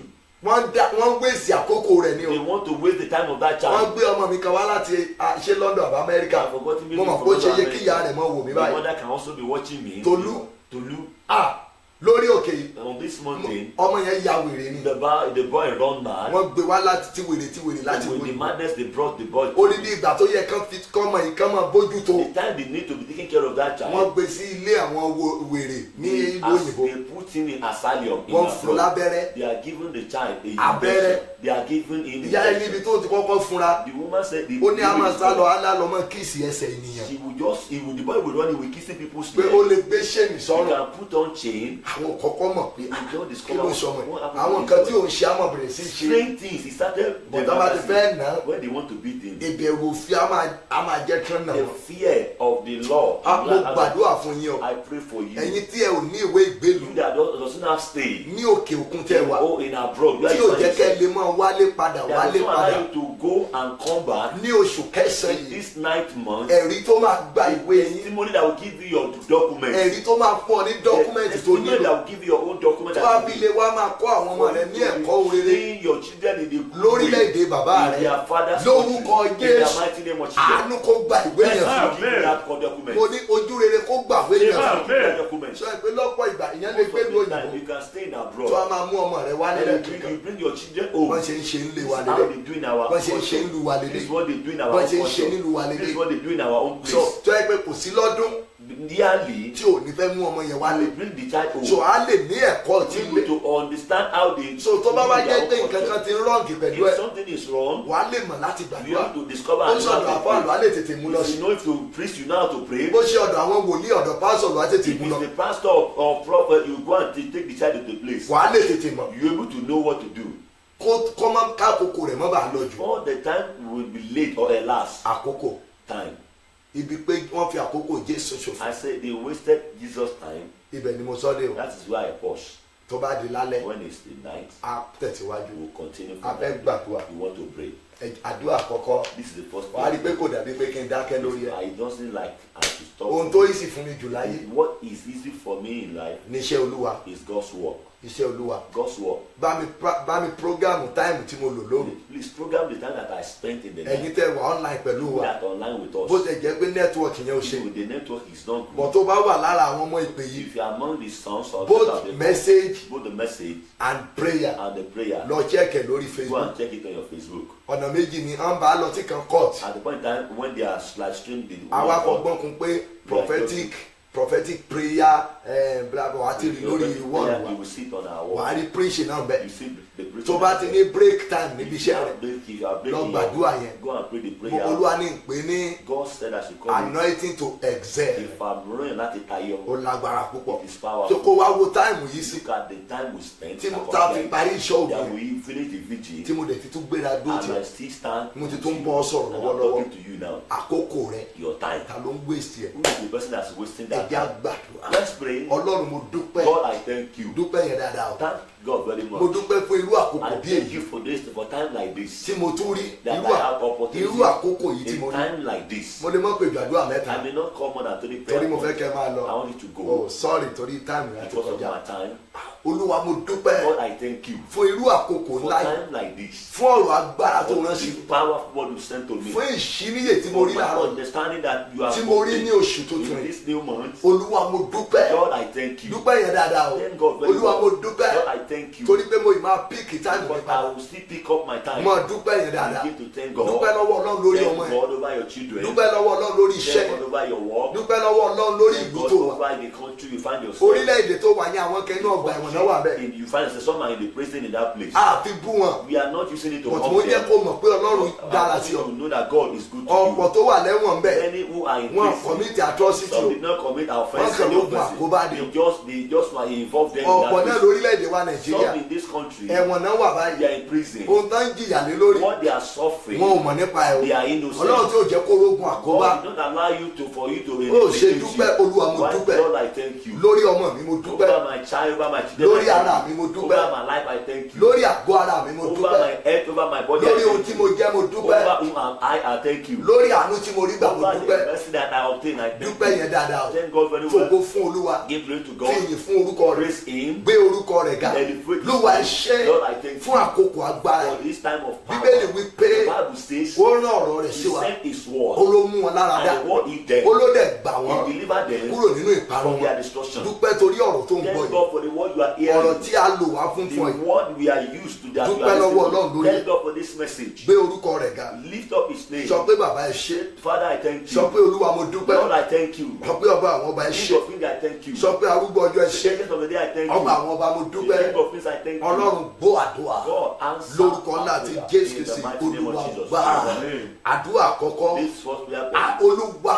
Lord, ọ̀dájú wo ni mo ń bá rìn who is that wicked person that Tó we are fi moving àkókò together rí that ìrí is ṣòfò. wasting my time of testimony? ẹjọ́ ẹ gbà dáadáa Please pray this prayer. àdúrà àkọ́kọ́ This is nìyẹn the first prayer point. wà á rí i pé oṣù yìí máa dára You fún ẹ see, this month shall be ọ̀dájú well. wo ni mo Who is bá that rìn wicked person that tó we are máa ń moving fi together àkókò ẹ̀rí that mi waste my time of tó máa ń testimony? fi àkókò ẹ̀rí mi That ṣòfò waste my time of testimony. Olúwa ní oṣù Lord, in this bàbá month yìí of Bar, Olúwa every month, pín wa níyà separate us pẹ̀lú with agbára your ẹ̀ power. Olúwa pín wa Lord, níyà separate us àwọn ìkà The wicked people tí mò ń bá that we are journeying together. tí wọ́n fi àkókò They are ẹ̀rí mi wasting ṣòfò. my time of testimony. Olúwa ní oṣù Lord, tuntun in yìí this new month, lọ́nà tó ní in a agbára. powerful way. Olúwa pé wa níyà. Lord, separate Ó us. yà àdúrà dídá. Father, in the name of Jesus, the people that have been joining with the past, that are wasting my time, Lord, let there be separation. In the name of Jesus, Bàbá ọmọ ẹ̀rọ mi ẹ pé wa níyà. Jọ gbàdúrà yìí dáadáa. Ẹgbà gbàdàdà gbàdúrà yẹ dáadáa. Ọkùnrin ìkà tí mò ń bá rìn we are moving together. tó ń fi àkókò They are mi ṣòfò. wasting my time. Olúwa pé wa níyà. Lord, let there be separation. Obìnrin ọ̀dájú The wicked woman tí mò ń bá that we rìn are moving tó ń together. fi àkókò That mi is ṣòfò. wasting my time. Olúwa Ọlọ́run alágbára. Lord of heaven. Ẹ pé wa níyà. Let there be separation. Ọba àwọn ọba. King of kings. Pé wa níyà. Let there be Jọ separation. gbàdúrà yẹn. Please pray the Bá mi prayer. gbàdúrà yẹn Pray the dáadáa. prayer very Gbá well. dáadáa o. Pray it very well. Gbá dáadáa. Pray it very well. Ìṣẹ̀lẹ̀ máa ṣẹlẹ̀. Something will happen. Nínú oṣù tó wà In yìí. this new month, Ìṣẹ̀lẹ̀ kan máa ṣẹlẹ̀. something will happen. Nítorí ẹ̀yin tó ń wò mí. Because of the people. Bá rí i pé ó pík. Jẹ́ kí n rí bó ṣe jẹ́ mi fẹ́ pé àdúrà lásán mi fẹ́ kẹ́ míìsì ẹ̀. Tó bá rí i pé ó ti pík ọ̀ padà. Sọ pé yẹ́sì níbi tó wà. Ìyẹn ní pé kíní yẹn ti padà sọ́dọ̀ ẹ̀. So ìgbà yẹn ni màá tó pe àdúrà yẹn. Bá mi pẹ́ẹ́sì pé yes. So ó túmọ̀ sí pé kíní yẹn ti dọ́dọ̀ rẹ̀ padà. Ẹ̀yin tẹ́ sọ pé o network tó bá Wicked personality. tó máa ń fi àkókò mi They ṣòfò always makes that time. ní oṣooṣù. In every month. Áńgẹ́lì Angel. jáde nítorí mi lóṣù. Come out because of me this month. Ṣiṣẹ́ ìpínyà ńlá. Walk the work of total separation. Ṣiṣẹ́ ìpínyà Do ńlá. a total separation. Olúwa My Ọlọ́run. father, my God. Bàbá mi àtọlọ́run. My father, my God. Bàbá mi My àtọlọ́run. father, my God. Bàbá mi àtọlọ́run. My father and Bàbá my mi God. àti ọlọ́run. My father, my God. Jáde nítorí mi. Go Bó out àdúrà because of Jésù me. Olúwa wá. Lord.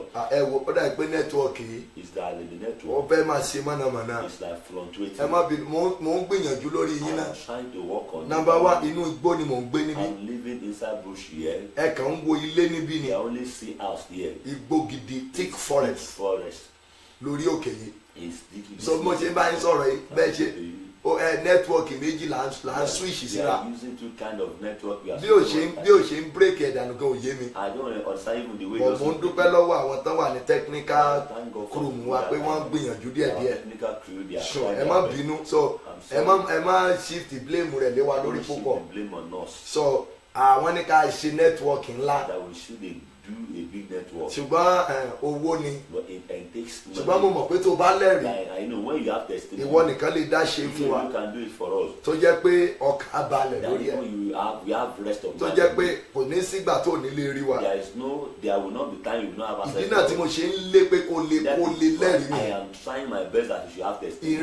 Ìrere ń jìyà báyìí. The gospel is suffering. Àwọn ìrere òtítọ́ The real gospel tí ò lẹ́tàn nínú. that is not that they don't deceive people.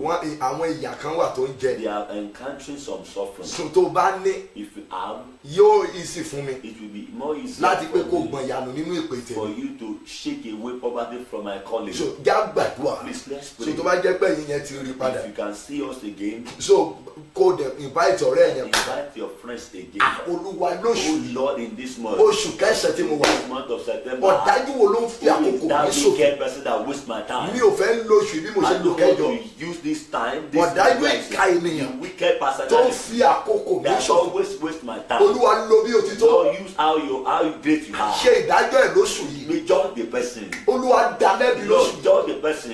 Olúwa dá ní ẹ̀bi. Judge the person. Ní oṣù tí mo wà In yìí. this month that I Olúwa find dá myself, lẹ́bi. judge the personality. Olúwa dáwọ́ ọ̀dájú Judge bẹ́ẹ̀. and judge that Ẹ personality. tó ń fi àkókò ayọ̀ The mi person ṣòfò. wasting the time of my Tó ń fi job. àkókò ẹ̀rí mi The ṣòfò. person that wasting the time of my testimony. Ọ̀dájú èèyàn tí ó The ṣàánú wicked mi. personality that does not have pity Ó of lè me. jẹ́ ibi iṣẹ́ náà tí ń bá àkókò ẹ̀ In ṣòfò. your working place. Gbàdúrà yẹn o. I pray that prayer. Ó lè jẹ́ ìlú ibi tó wà. It may be in the place where you Ní àkókò rẹ ti ń you ṣòfò. are wasting your time. Àtàmì ọ̀dájú Who is ènìyàn that wicked tó personality? máa ń fi àkókò mi That ṣòfò. always waste my time. Tó máa ń fi oṣù mi That ṣòfò. always waste my time. Olúwa dá lẹ́jọ́. Lord, judge the Àwọn person. ibi tá a gbàdúrà dé lálẹ́ That is nìyẹn. where we are going to pray A gbúdọ̀ now. kọ́kọ́ ṣe àwọn We foundation have kan to clear some ká tó máa foundation béèrè fún ẹ̀rí. before we ask Torí for tó bá testimony. lẹ́rìí When you have tí testimony, ẹni tó ń fa àkókò rẹ̀ ṣòfò and the bá dé, person wasting your time, ó ìlè tún wé èsì ẹ̀. you can still wait that Bọ̀tá bá testimony. pa á fún ẹ. Once you kill the person, Tàbí tó bá wà nú àìsàn. or if he's in sickness, Tàbí tí ò gbọ́rọ̀ but ayé you ẹ̀ mọ́. cannot hear anything about Ó you, lè fi ayé rẹ̀ you lẹ̀. can release Ẹ your pé life. Jésù. Call Jesus. Olúwa Oh God, ọ̀dájú with ènìyàn that wicked tó máa ń personality fi àkókò mi that ṣòfò. always waste waste my time. olúwa dìde ogun Lord, sí arise and wage war with the olúwa person. dìde ogun Wage sí war with the person. olúwa jáde sí pẹ̀lú Wage ogun war with the person. olúwa fogun jà á Wage war with the ẹni tó máa ń person. foṣù mí ṣòfò Person that always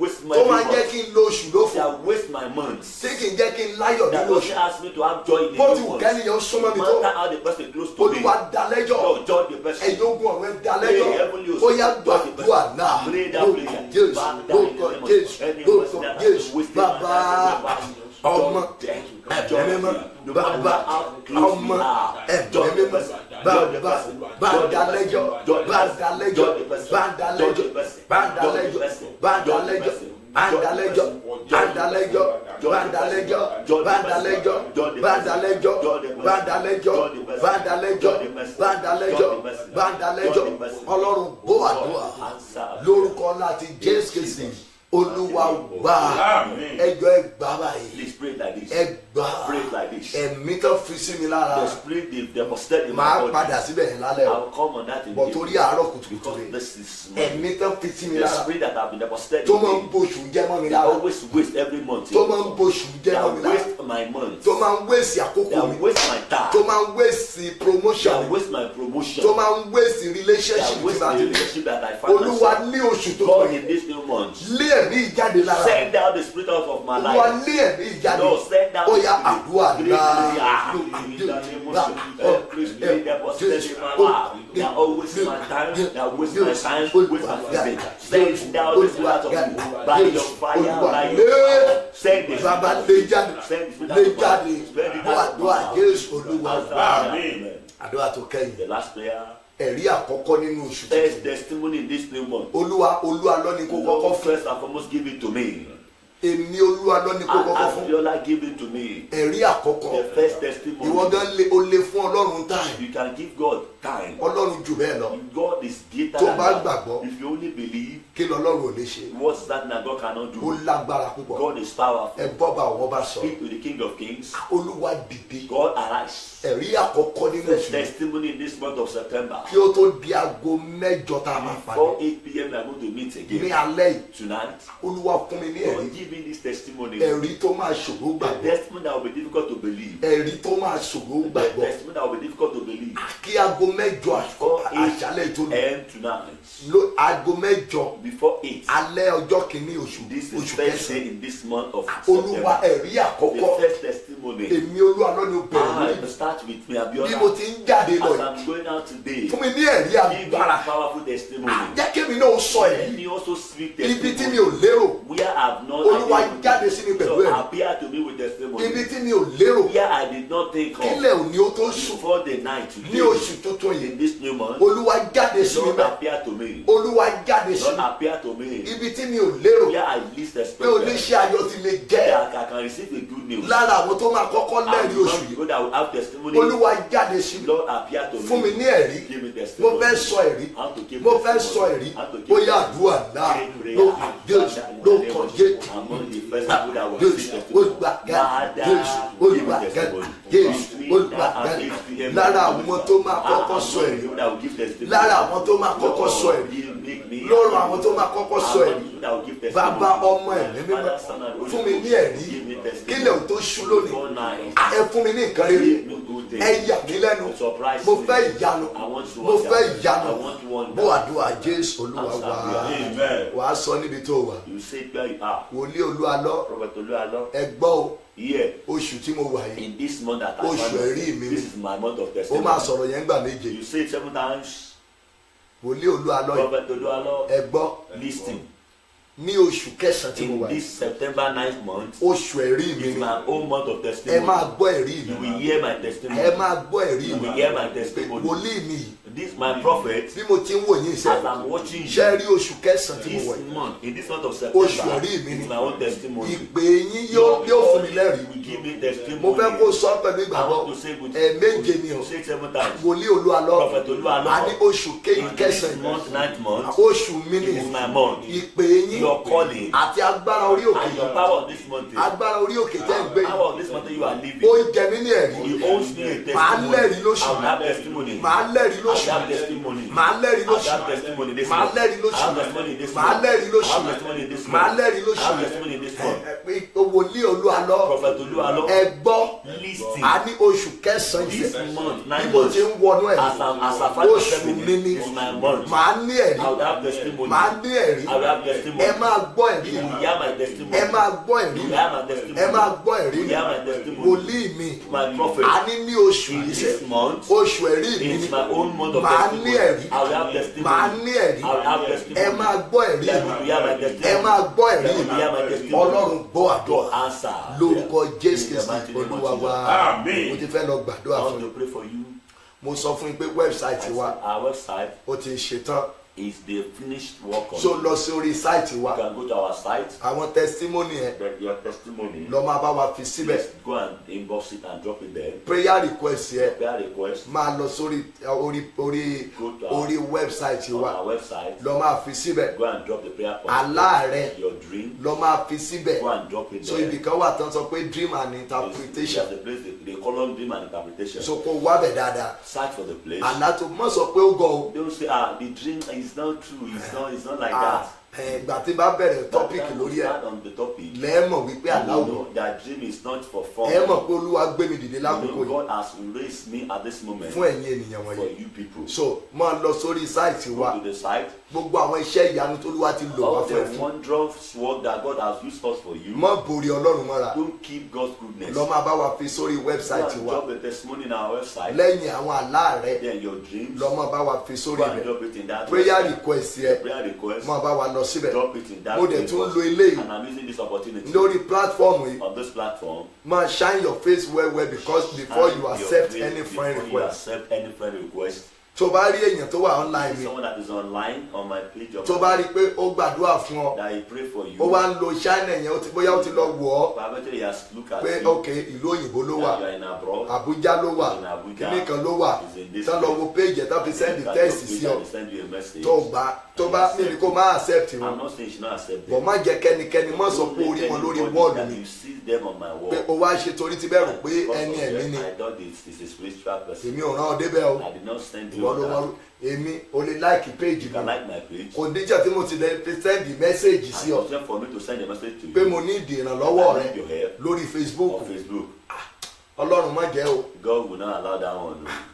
Tí n bá kúkú mọ béèrè, If abéèrè lọ́wọ́ yín general, I ask it general. so tó o bá ní If you ask tó o fún mi, and you give to me Aye. and all lights. àwọn àdúrà tó ti máa jáde lóru And èní the lókè prayer yìí that will come forth on this mountain. kò ṣe é míìsì ni o, You can't miss it though. lórúkọ Jésù Olúwa kò You ṣe é can't míìsì miss ni, just- you can't mọ miss it. míìsì online Don't yẹn la miss the online 8 prayer. o'clock lálẹ́ yìí 8 o'clock tonight. la máa bẹ̀rẹ̀, You start. so ibi tá a bá dé yẹn máa ti bẹ̀rẹ̀ o, There will stop. so tó bá wá di aago kan lóru When it's 1 o'clock. ní òru Nàìjíríà time 9 in 1 Nigeria a.m. time. Nàìjíríà time lóru 1 èní a.m. Nigerian time. a tó today. gba ìpàdé àdúrà, We take up another prayer. mẹ́sẹ̀gì yẹn a tó lágbára The message púpọ̀ will be powerful. lórí àwọn nǹkan mìíràn Over some other ṣe issues. a tó ṣiṣẹ́ lé We are lórí, going to treat. ṣùgbọ́n mo mọ̀ wípé But I know lóṣù tó mú iṣẹ́ this month ìwọ ló ní ẹ̀rí, you are the one that has testimony. ìwọ ló ní You ẹ̀rí, are the next person to testify. ìwọ ló ní You are ẹ̀rí, the next person to testify. ìwọ ló ní ẹ̀rí. You are the next person to testify. Jọ̀ọ́ mò ń sọ nǹkan kan, Because I'm saying something. gbogbo ẹ̀yin ọmọ mi All my sons and daughters tí ẹ wá sí ìpàdé Finland that you came to our program in Finland tí a ṣe kọjá, that we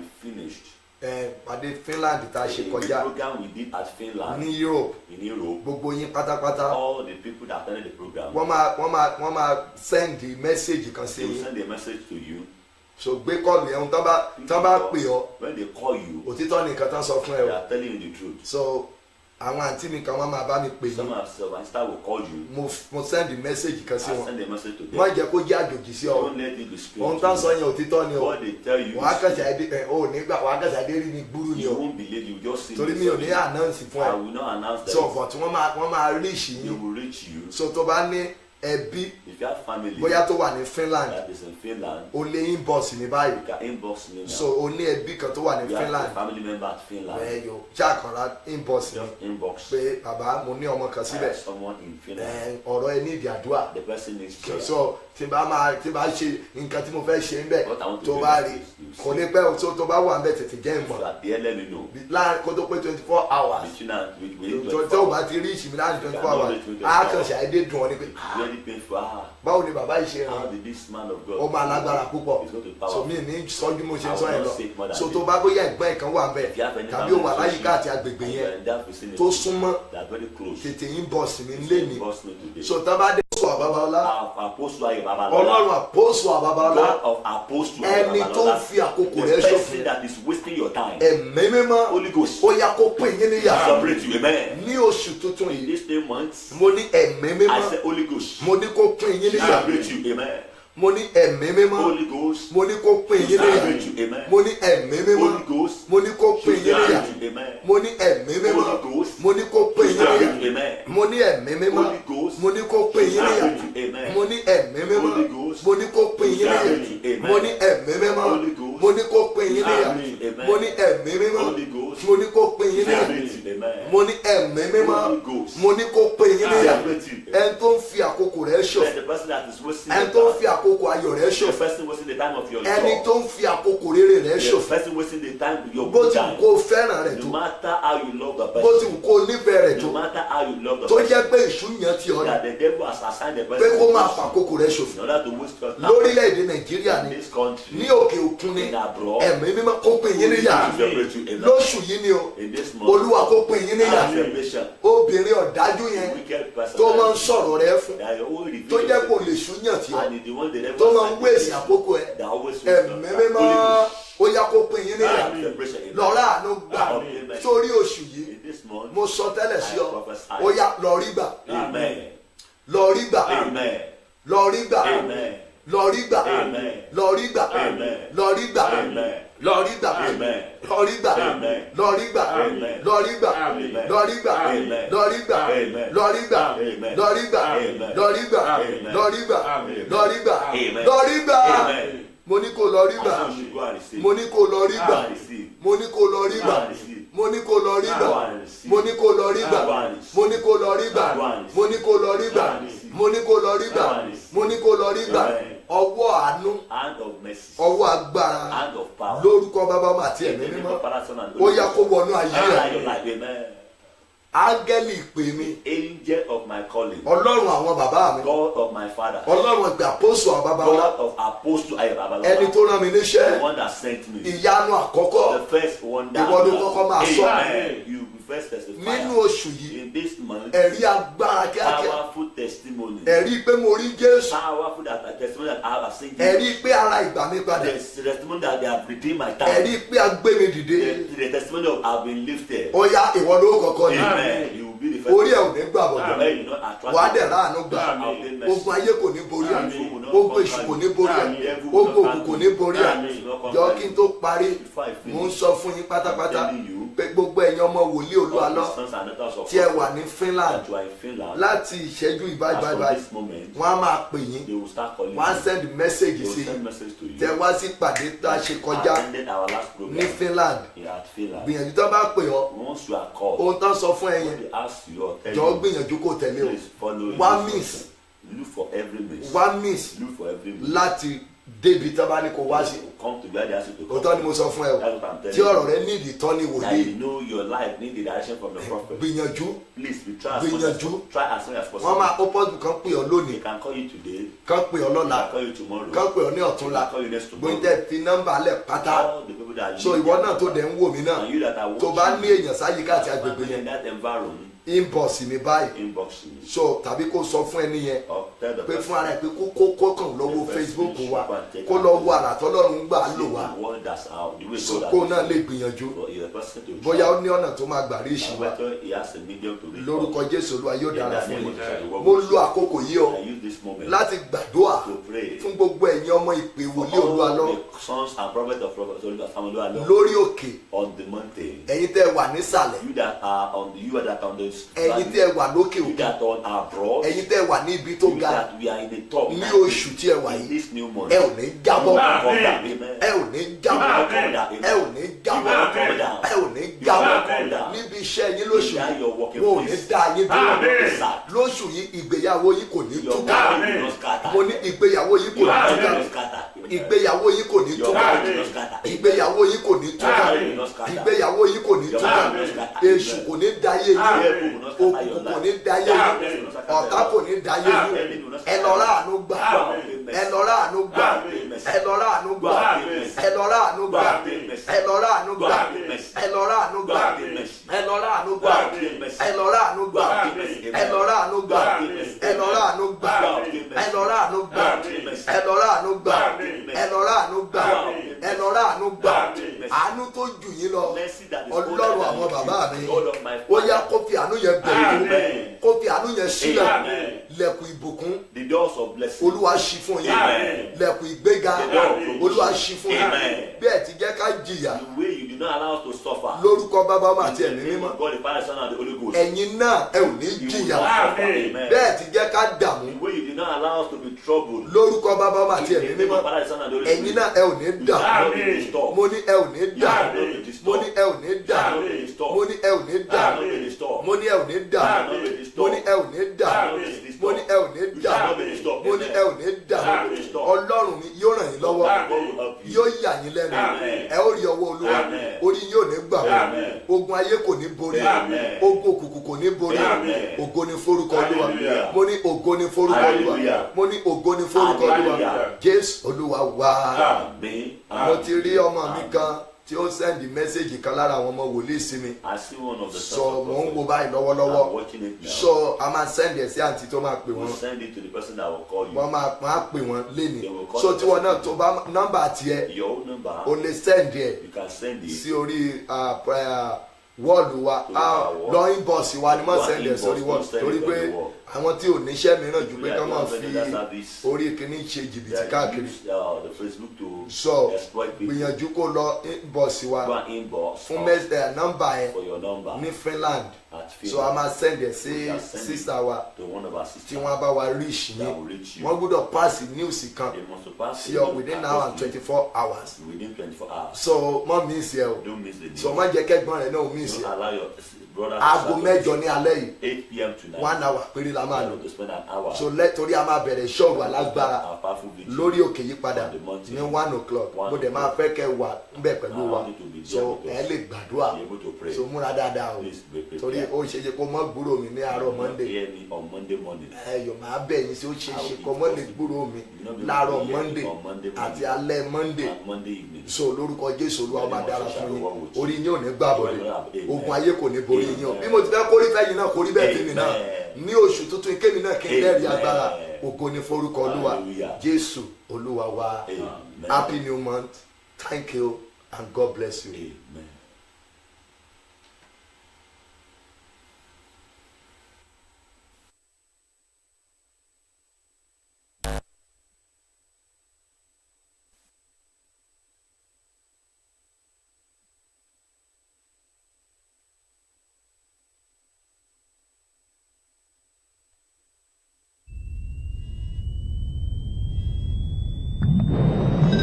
Àánú ni mo rí gbà. Àánú ló wá mi rí. Àánú ni mo rí gbà. Mi ò ṣẹ́jú ẹlẹgbẹ́ mi lọ. Àánú ni mo rí o. Àánú ni mo rí gbà. Àánú ló wá mi rí. Àánú ni mo rí gbà. Mi ò sàn jù ẹlẹgbẹ́ Ibi ẹ bá ṣẹ́dé ni mo ṣe rí yíyọ o bàbá. Ibi ẹ bá ṣẹ́dé